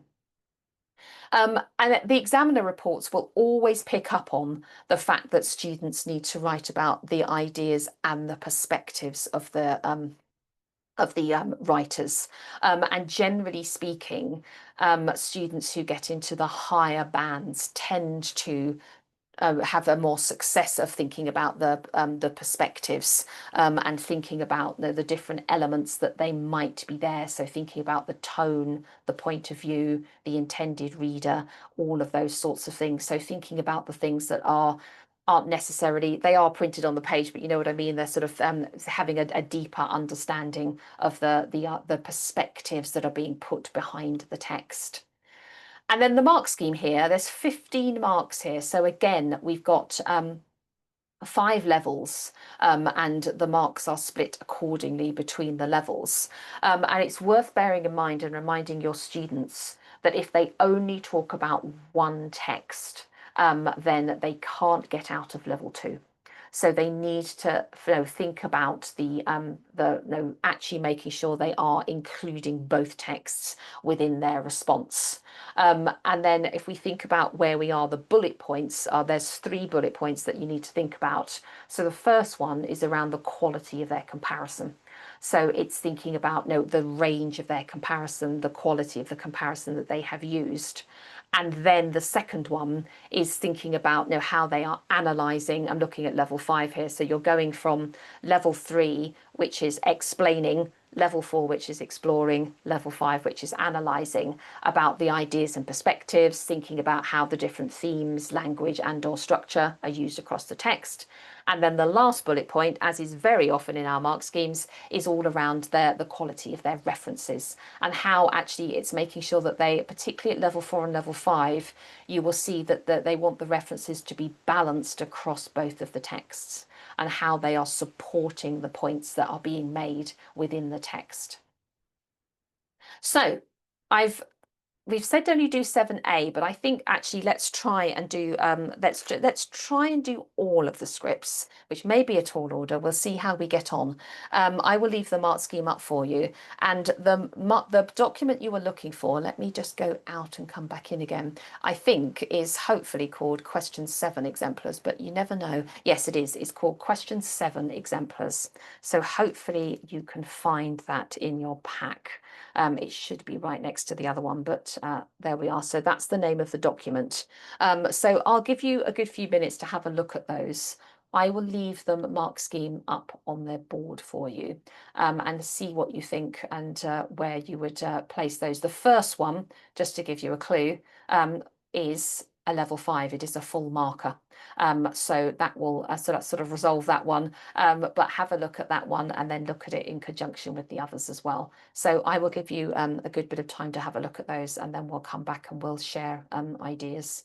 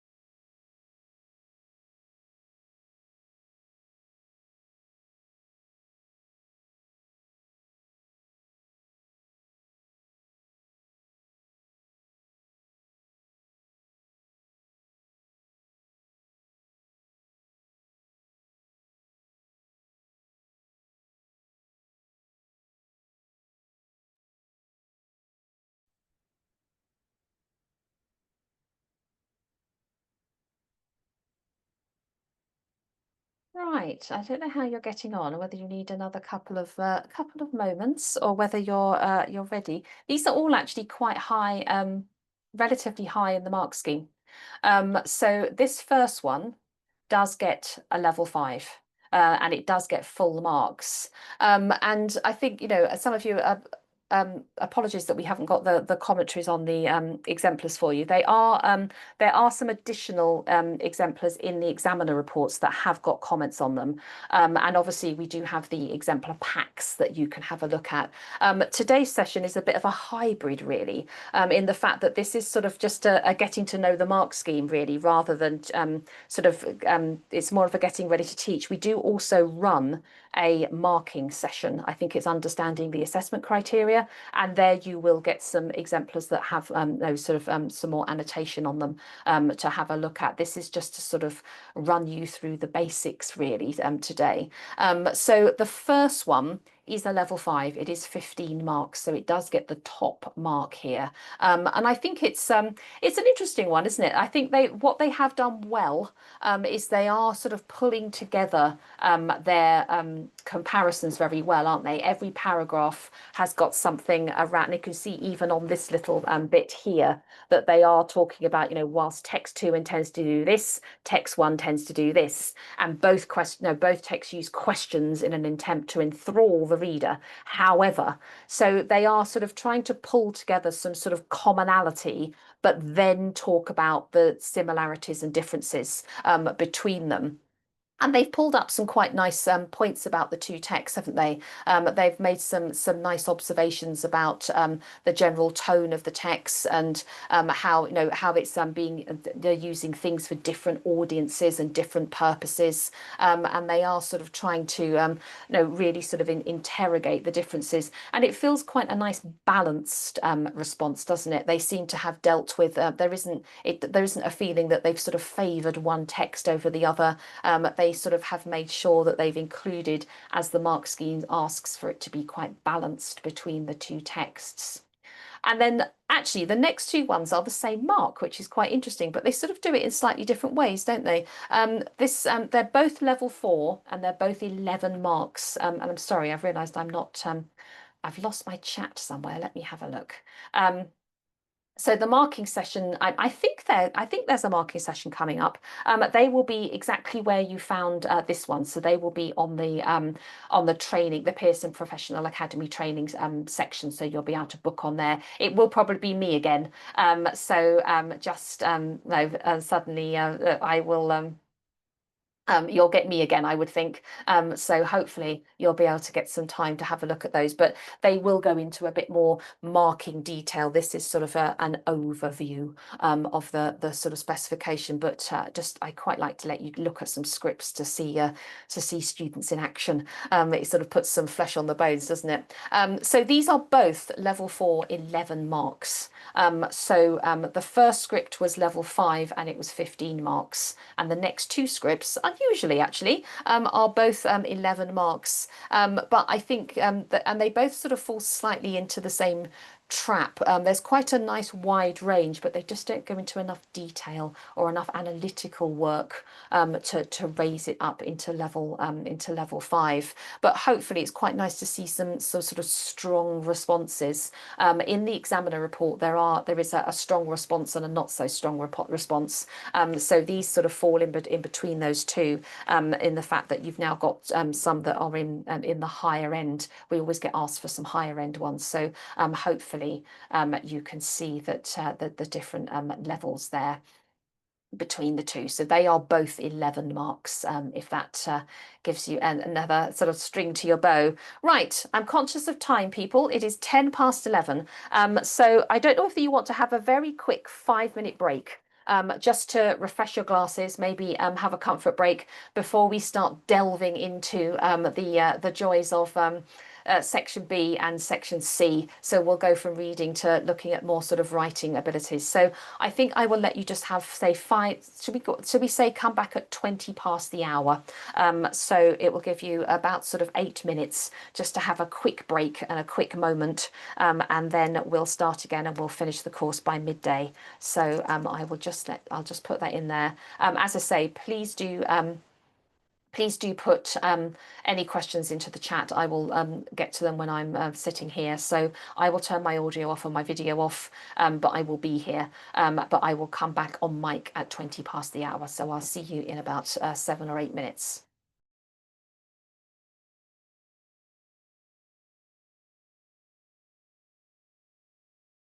Thank you for those. And just hope we've cleared things up for you there. We're on the home straight, people. Well done. This is a long course, I think, for a day. So thank you so much for hanging in there and keeping your questions and enthusiasm up. We're going to look now at section B. And then we'll move on to section C. So we are coming to the end here. Hopefully keeping the same pace that the students are repeating and making enough time for everything. So this question, as I've sort of mentioned a few times, is I always think is quite an interesting one. I don't know how students feel about it. I always think it's one once they get used to it, they actually quite enjoy. If enjoy isn't too strong a word. I'm just finding my right place on my slide. So it's thinking about candidates' ability to sort of find the relevant information from the extracts and then present it to a given audience or purpose. So it's using the ideas that have been sort of brought up and thought about in the extracts, sort of truncating those, thinking about those, and then using them to inform another piece of directed writing. This is where they are always asked to write in a recognised form, so it will be a speech or a talk or a letter or a magazine, etc. And they're assessed on 3 separate grids. So they're assessed on sort of the relevancy of the information, the sense of audience and purpose, and then the quality of written expression. So they're basically assessed on an AO1 grid and then the 2 writing grids. And then there isn't a choice of questions in section B. So it is sort of just making sure that they are aware of that and thinking about those sorts of different elements there. And I think Fayez, I think, obviously the syllabus is in the specification, so the examiners will reserve the right to use any of the things that are in the specification. So I think don't stop teaching those because you never know what's going to come up. There is, I think, on the website, I think there is now a guide of the different texts. I don't know if that's just for Spec A. I've sort of been working across different specs lately, but I think and Claire Haviland has done a very useful document sort of outlining all the different questions that have come up. So I think it's probably just making sure that students are as best prepared as they can be for any of the different text types that will come up, because obviously there is no choice of question. It might be worth, I feel like I'm pushing a lot onto Claire, but it might be worth just double checking with Claire where there is a definitive list of all the different text types that are coming up on here, just to make sure that you're not sort of excluding one that suddenly then pops up out of nowhere. So here, this one is a letter to a local newspaper explaining why you think there should be more opportunities for after study activities in your local community, which hopefully tapped into some things that students are aware of and interested in. And obviously it's the subject of both of the texts as well. So it's thinking about what they should include, following those bullet points, and also thinking about the sort of purpose of the letter, who the audience is, all of those sorts of things. So very much focusing on those typical sort of making sure they're following those writing assessment objectives. And there's 3 different grids here. So we've got AO1, which is 10 marks, AO4, which is 12 marks, and AO5, which is 8 marks. So you mark them with 3 separate marks here. And I'll whiz through these because I'm conscious that looking at mark schemes is perhaps not the most fascinating way to spend your time. So there's 5 levels here and 10 marks, and this is the AO1 grid. So this is all around the selection and interpretation of the bullet points, and this is all around having the number of points and the well-focused comments. So this is all around AO1. This is all around their ability to look at the text and translate them into that new text. And then the AO4, which we haven't seen before, this is the writing grid. So this again is 5 levels and 12 marks. And you can see, as we talked about before at the beginning of the session, which seems a long time ago now, it was all around that idea of the communication and the purpose and the thinking about their form, tone, and register. So it's all about their planning and how well things are put across and all of those sorts of things. And then AO5, it's 4 levels and it's 8 marks. And this is around thinking about their range of vocabulary and sentence structures, their accurate spelling, paragraphing, and grammar. So actually, the first bullet point is all around the structural and grammatical features. So that's around that and their paragraphing. The second bullet point is around their vocabulary. And the third bullet point is around their punctuation. So it's thinking about those 3 things in tandem there. So I've got 3 scripts for this question. So I think if you can have a look at least 2 of them, and I think they are in a very handily named document called question 8 exemplars, but I will just double check because I know at one point we do change the thing. Yes, so it's question 8 exemplars.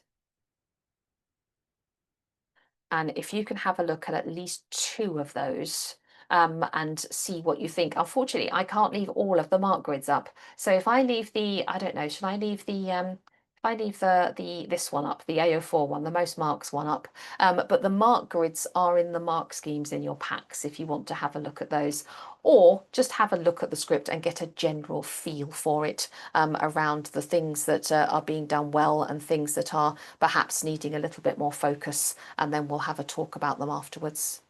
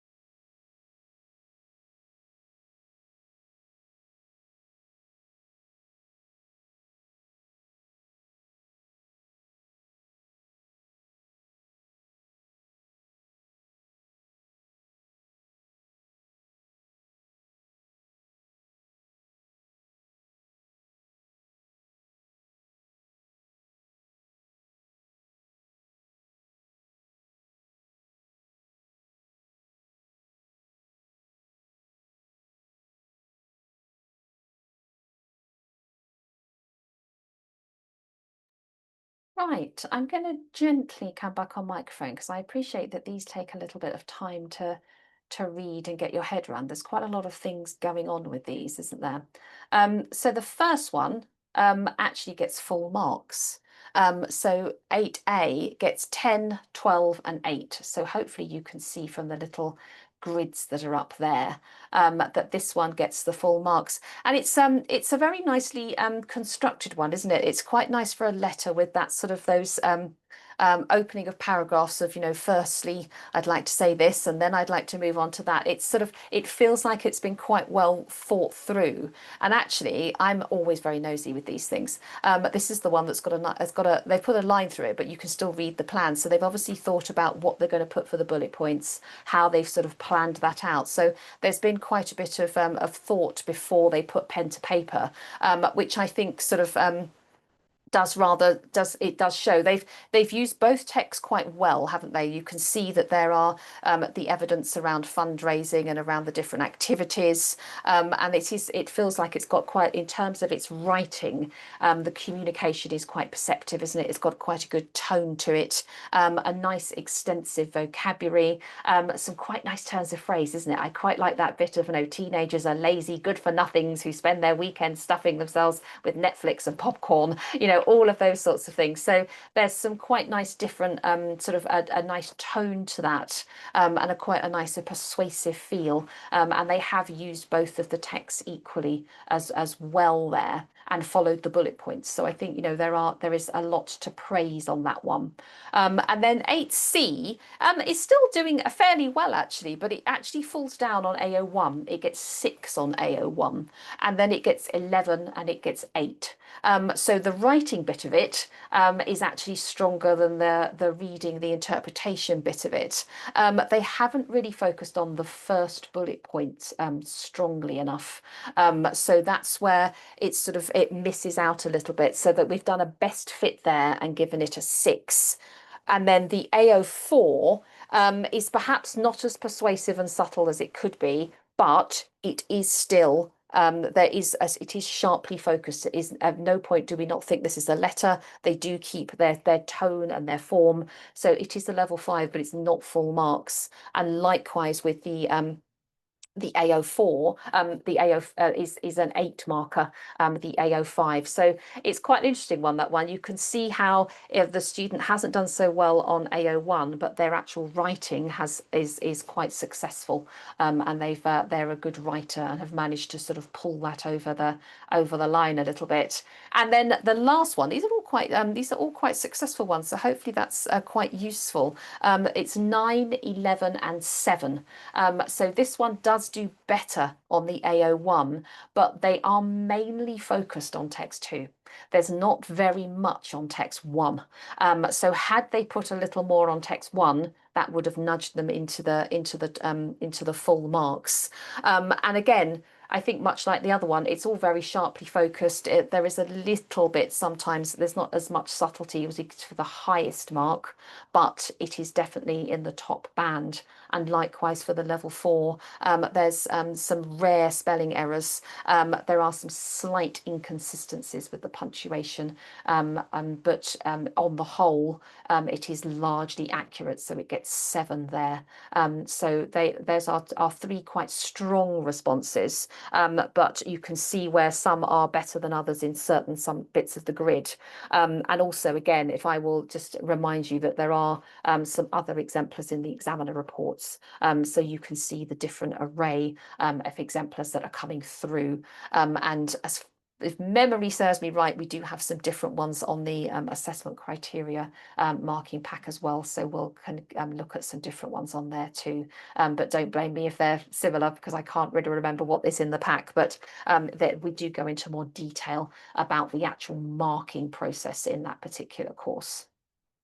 So I'm going to finish off with the section C and around the writing. And we did have some questions, I think, about this before we started. And I think, Tabitha, I'm just looking at tell my students to find at least 3 points from each bullet for each text. Yes, I think so. I think it's trying to make sure that one text isn't dominant. They will inevitably have preferred one text over the other. And so they may want to go towards one. But I think actually, I think that's what that student has done in that first script. They have, you can see that they've sort of pulled together some ideas from that. So I think anything that will help them make sure they're using both of the text and trying to get a balance so it doesn't feel like it's favouring one over the other. And also to remember that they've got to think about all of the bullet points as well. So there's quite a lot going on in that question. So I think as much sort of information as you can give them before they start is always very helpful, I think, just to give them some clarity about what they need, where they're going to go. So section C is the last section, you'll be pleased to know. I always feel this course is much like the paper, is a marathon rather than a sprint. And by the end of this, I feel everyone is flagging slightly, but we've got the personal and creative writing. And there's always a choice. And I always think this is a very nice thing to have for students. That they can, you may well teach them all of the different writing, but there's always something that they can pick up on when they get into the exams. And I think here, having used the text for section A and section B, I think do not think about them for this section. Actually, this is where we actually wanting students to respond personally and think about their own, so not copying things out and not to sort of take too many key ideas from there. But there may be some little nuggets that they may want to carry through. But question 9 is always a sort of a discursive question. So you have to work hard to get what you want. To what extent do you agree? Write a story, true or imaginary, entitled The Prize. So hopefully quite a broad one that they can think of there. And then question 11 is a description. So describe a time when you learnt something new. So hopefully a nice lot of choice, a nice lot of different elements that students can think about there. And hopefully, again, fairly self-explanatory about where the assessment objectives will go. So they go in AO4, AO5, it's 20 marks and 10 marks. So it's really making sure that there are, 20 marks are available for this, really thinking about their overall communication, how they are structuring things. This is where I think planning, I'm going to sound like a broken record, is key here, thinking about their plan, thinking about how they are actually pulling all of these things together. And then the AO5, we've looked at this already, and I think it's just worth mentioning, obviously thinking about level 5 here, we'll reach for the stars. It's actually thinking about, it's that idea of an extensive vocabulary, but it's used strategically. So you do get some students that will sort of think, brilliant, I know all these long words and I'm going to put them in, but they don't fit with the piece that they are writing. So they sort of stand out a little bit. So it's actually making sure that the extensive vocabulary is used in a strategic manner. And I think, as we've seen from the other exemplars, rare spelling errors do not detract from the overall meaning. If they are writing in an exam situation with a biro on a piece of paper, there may well be some spelling errors. But if it isn't detracting from the overall meaning and the piece is not littered with spelling mistakes, then it's perfectly possible to get into level 5. So I think the trouble with you as English teachers is the red pen. You want you can't help. I can't help it either. You tend to sort of look at think, oh, they've missed this, they've done this, they've done that. But if the overall feeling and everything is quite rare, so it may be that there's one complex word that's been spelt wrong throughout, but everything else is fine. So it's really sort of trying not to over penalize for the spelling. Obviously, it can't be littered with errors, but it's really thinking about the overall piece as on its own. So thinking about the different questions, the question 9, if we go back, I'll go back to the main one. The question 9 this time was, to what extent do you agree with this? You have hard work, have to work hard to get what you want.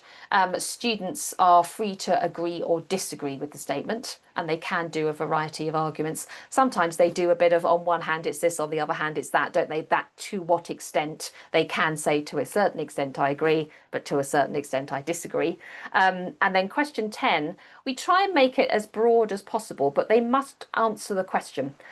We do get some students that will just have a pre-prepared thing and they will just write it, but they're not fulfilling the mark scheme in terms of communicating to an audience and a particular purpose. They do need to they can interpret the question how they wish, but it does need to go back to that all the time. So think about the actual title, and it is no, it's thinking about that sense of drama, that description, that excitement, the suspense, all of that kind of thing. And then the description is their powers to evoke a praise, thinking about the different senses, the natural scenes, etc. So it's always follows as a familiar pattern. Do your students favour a particular question? Do you advise them on a certain question, or do you let them sort of have free rein? How do you approach this final section? I don't know if there's one that's more popular than another. It's always quite an interesting thing. I know some students prefer transactional writing and others prefer to be a bit imaginative. Yeah, yeah. I think the number 10 seems to be quite a popular one. I think it's they quite like something that's a bit imaginative, don't they? Yeah. And yes, and I think the transactional writing, if students are sort of, they do like to think about those sorts of things, don't they? Yeah. Yeah, and it helps with their international A level. Yeah, I think the question 9, if they are sort of naturally they like to do something a bit more not factual, but maybe just something a bit more structured, a bit more persuasive, then that is something they may veer towards rather than something. Some students are not naturally imaginative, and so question 9 suits them a little better, doesn't it? Yeah.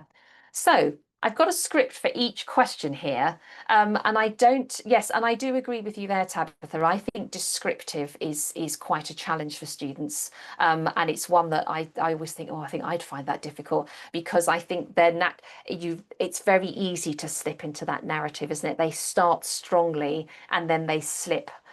So in some ways, I think sometimes question 10 can be a descriptive narrative, can't it? That they can be telling a story, but they can put some nice descriptive pieces in it. So I can see that sometimes those students, question 10 is sometimes the sort of, it straddles the two, it can straddle the two a little bit, can't it? So I've got 3 scripts here, and as I say, I don't think we're probably going to have time or energy to go through all 3 of them. So should we go out on a high? Let's look at question 9 because that does get full marks. And then as a lot of you have said, the students do question 10. Let's have a look at question 10. So let's do question 9 and question 10. I will mute my microphone. I will let you have a look at these. And just to remind you of the titles, question 9 was oh, I'm going too far now. Question 9 was the hard work one. To which extent do you agree? And question 10 was the story about the prize. And so I think the discursive essay, I don't think there is a lot of difference really. I think the idea is we want them to have an opinion and we want them to come down on something. So it can be, as it said in that other slide, let me go forward. It was here, wasn't it? It was somewhere. I'm losing the will to live. Here we are. That they can be free to agree or disagree or present a variety of arguments. So if it is a discuss, then they could well be saying in some ways this is good, in some ways this is bad, as they would with the to what extent question as well. Or it can be something they feel very strongly about, one thing, and they can just say, I wholeheartedly agree with this. So I think it's a similar skill. It's just they may just have to be alert to the fact that the question may be worded slightly differently, I think is the way to look at that. And as I say, I can't leave the mark schemes up, which is annoying because I've got 2 different mark schemes. So I'll leave the main one up. But 9A, just to help you, did get full marks. And then it'll be interesting to see what you think about the question 10 script as well. So I will mute and I will let you get on with things. And then we'll come back in a few moments and finish off.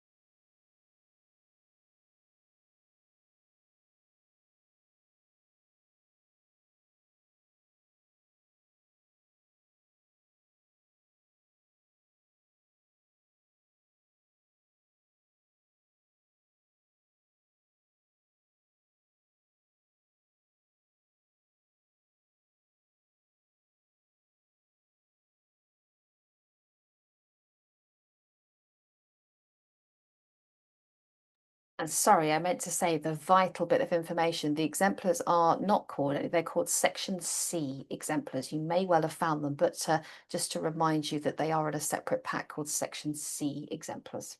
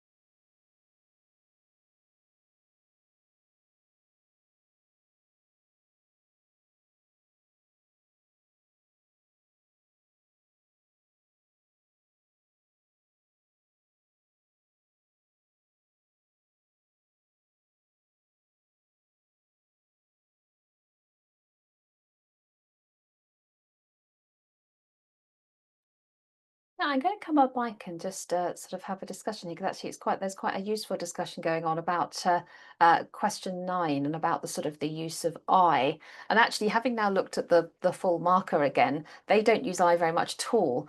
So they have sort of done it, but they do get full marks. And I think in terms of AO4, I think it's one of those ones that, if you're deciding to use I and make it something that's very personal to you, then I think if you carry on throughout, then that is absolutely fine. I think the difference comes if you keep switching between the two, or you're trying to maintain one voice and not another. I think probably it is more lofty to not have too much I, and particularly in the reading questions, I think we always say that, trying to get that sort of critical tone, that critical voice. But I think in the way the question is worded, the fact that it says, to what extent do you agree with this? I don't think it would be I don't think the examiner would be beyond the sort of, they wouldn't be thinking, they shouldn't be using I, because it does ask them about them. And it is that sort of that element there, and thinking about those sorts of things.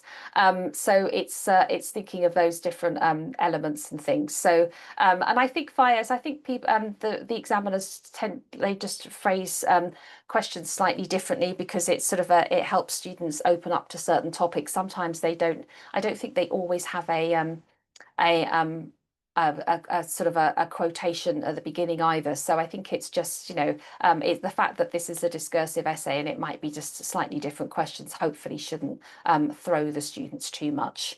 It's assessing the same skill. So it's, yeah, so thank you for that. That's quite an interesting question about the sort of the use of I. I'm going to say I now. I'm conscious I'm saying I. I think it is an interesting one, and I think in some cases, so maybe for things like if they were writing an art, so maybe for that question 8, if they're writing an article or something where it's not particularly appropriate to keep referring to yourself, then I can see that I may be sort of pulled upon. But I think the fact that it is specifically saying, how do you agree? So, I mean, and of course, then I've said that, and actually the exemplar we've got where the student gets full marks doesn't use I very much at all.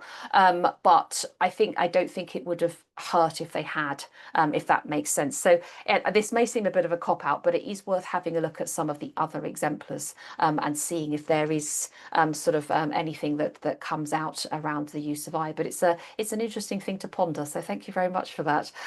So this, just to sort of be a completist and finish our scores, so to speak.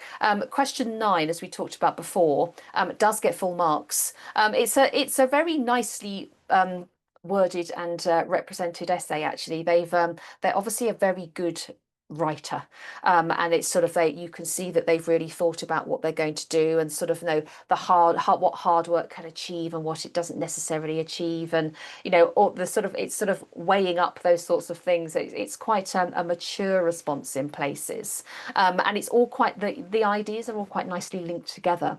They obviously had a little plan and were thinking about how they were going to do it, and they have tried to vary their punctuation. And I can see actually on this little bit on the slide, they've got a colon, they've got lists, they've got, they are trying to think of different things that they can include to sort of make sure they've got that variety of punctuation and vocabulary. And then the question 10 isn't full marks. It gets 16 and 8. So it's a level 4 and a level 5. It's a level 4 actually for both.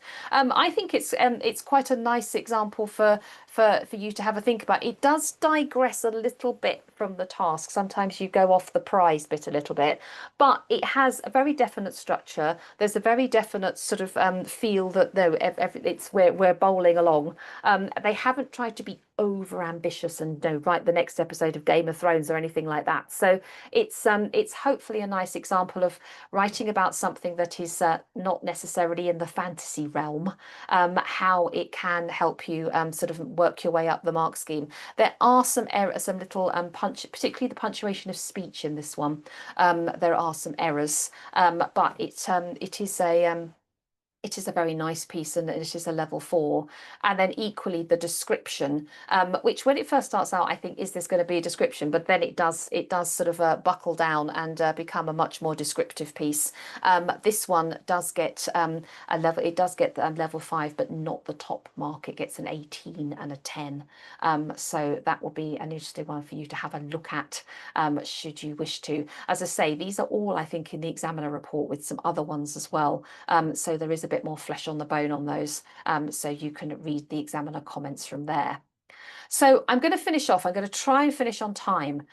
So any other questions, obviously, do please put them in the chat, but I'm just going to rattle through the support slides so you can see where everything is and where the support is. And then I'll finish up and finish with your questions, so we actually finish in good time for you to go about your business for the day. So the website is obviously the main point of contact for everything. So there are some teaching and learning materials there. All of the exam materials were there. People were asking about exam papers and things. They are all in the exam materials section of the website. So your first port of call should be the website for all the different materials we have. There's lots of different things, different variety of things. So we've got the specification and the SAMs, the exam materials, all the different forms and admin that you might need, and also things like exemplars, course planners, getting started guides, some lesson plans. All of those sorts of things are all on the website. So if you follow the link that's on the slide, that will help you. I'm sure you're all aware of Results Plus. So when you get the results through, when your students have sat the exam, you can go through and look at their results results within this platform and see their averages, see all the different elements there. So obviously this is the different things that come across. So the exam papers are scanned in, they're marked online, and then the performance results are shared. So the fact that everything is scanned in means that we can collate a lot of data for you. We also have the exam wizard. So I know some of you were sort of looking at all the different questions from times gone by. This is a way that you can collate the papers using that and talk about all of those different elements and those different things that are going on there. And I will do the marks in a minute. So I'll go back and put the marks in for you. And then there's the access to scripts, which I think is a very popular service. So once your students have sat the exam and got their results, you can request their scripts. So you can have a look at their scripts. You can see how the students, how things have been marked, and have a look at the students' overall paper. So you've got your own set of exemplars you can use, but it also does help inform any decision that you might make. And no, you don't need to pay for the access to scripts. So as you can see, it's no, it is part of your qualification fee. So it is a free service that you can access. You have to get the students' permission. But there's FAQ documents there. There is the link there about how you use that. But it is a really valuable service. I think a lot of schools have really enjoyed that. We do have a textbook. So there is a textbook available should you wish to buy that. You obviously don't have to pay for it. And then you are obviously thinking about it is a nice big book. So if parents want to buy a recording, want to buy the student book, then obviously they can do that. I've talked about her a lot. I've bigged her up. There were a few questions that I couldn't answer, and there were a few things that I thought might need a bit of clarity, and I've put that in the chat. So any questions you have, any follow-ups you have, please do contact Claire Haviland. She is an amazing resource. She's worked with Pearson for a long time, and she knows all the ins and outs of the qualifications much more than I do on some places. So she will be able to help you with any of the perhaps more nuanced questions that you've asked today that I haven't been able to give you a definitive answer on. And I'm just going to quickly just whiz through because I can see some questions. So I'm just going to have a quick look. So the marks for the writing were a level 5 for question 9.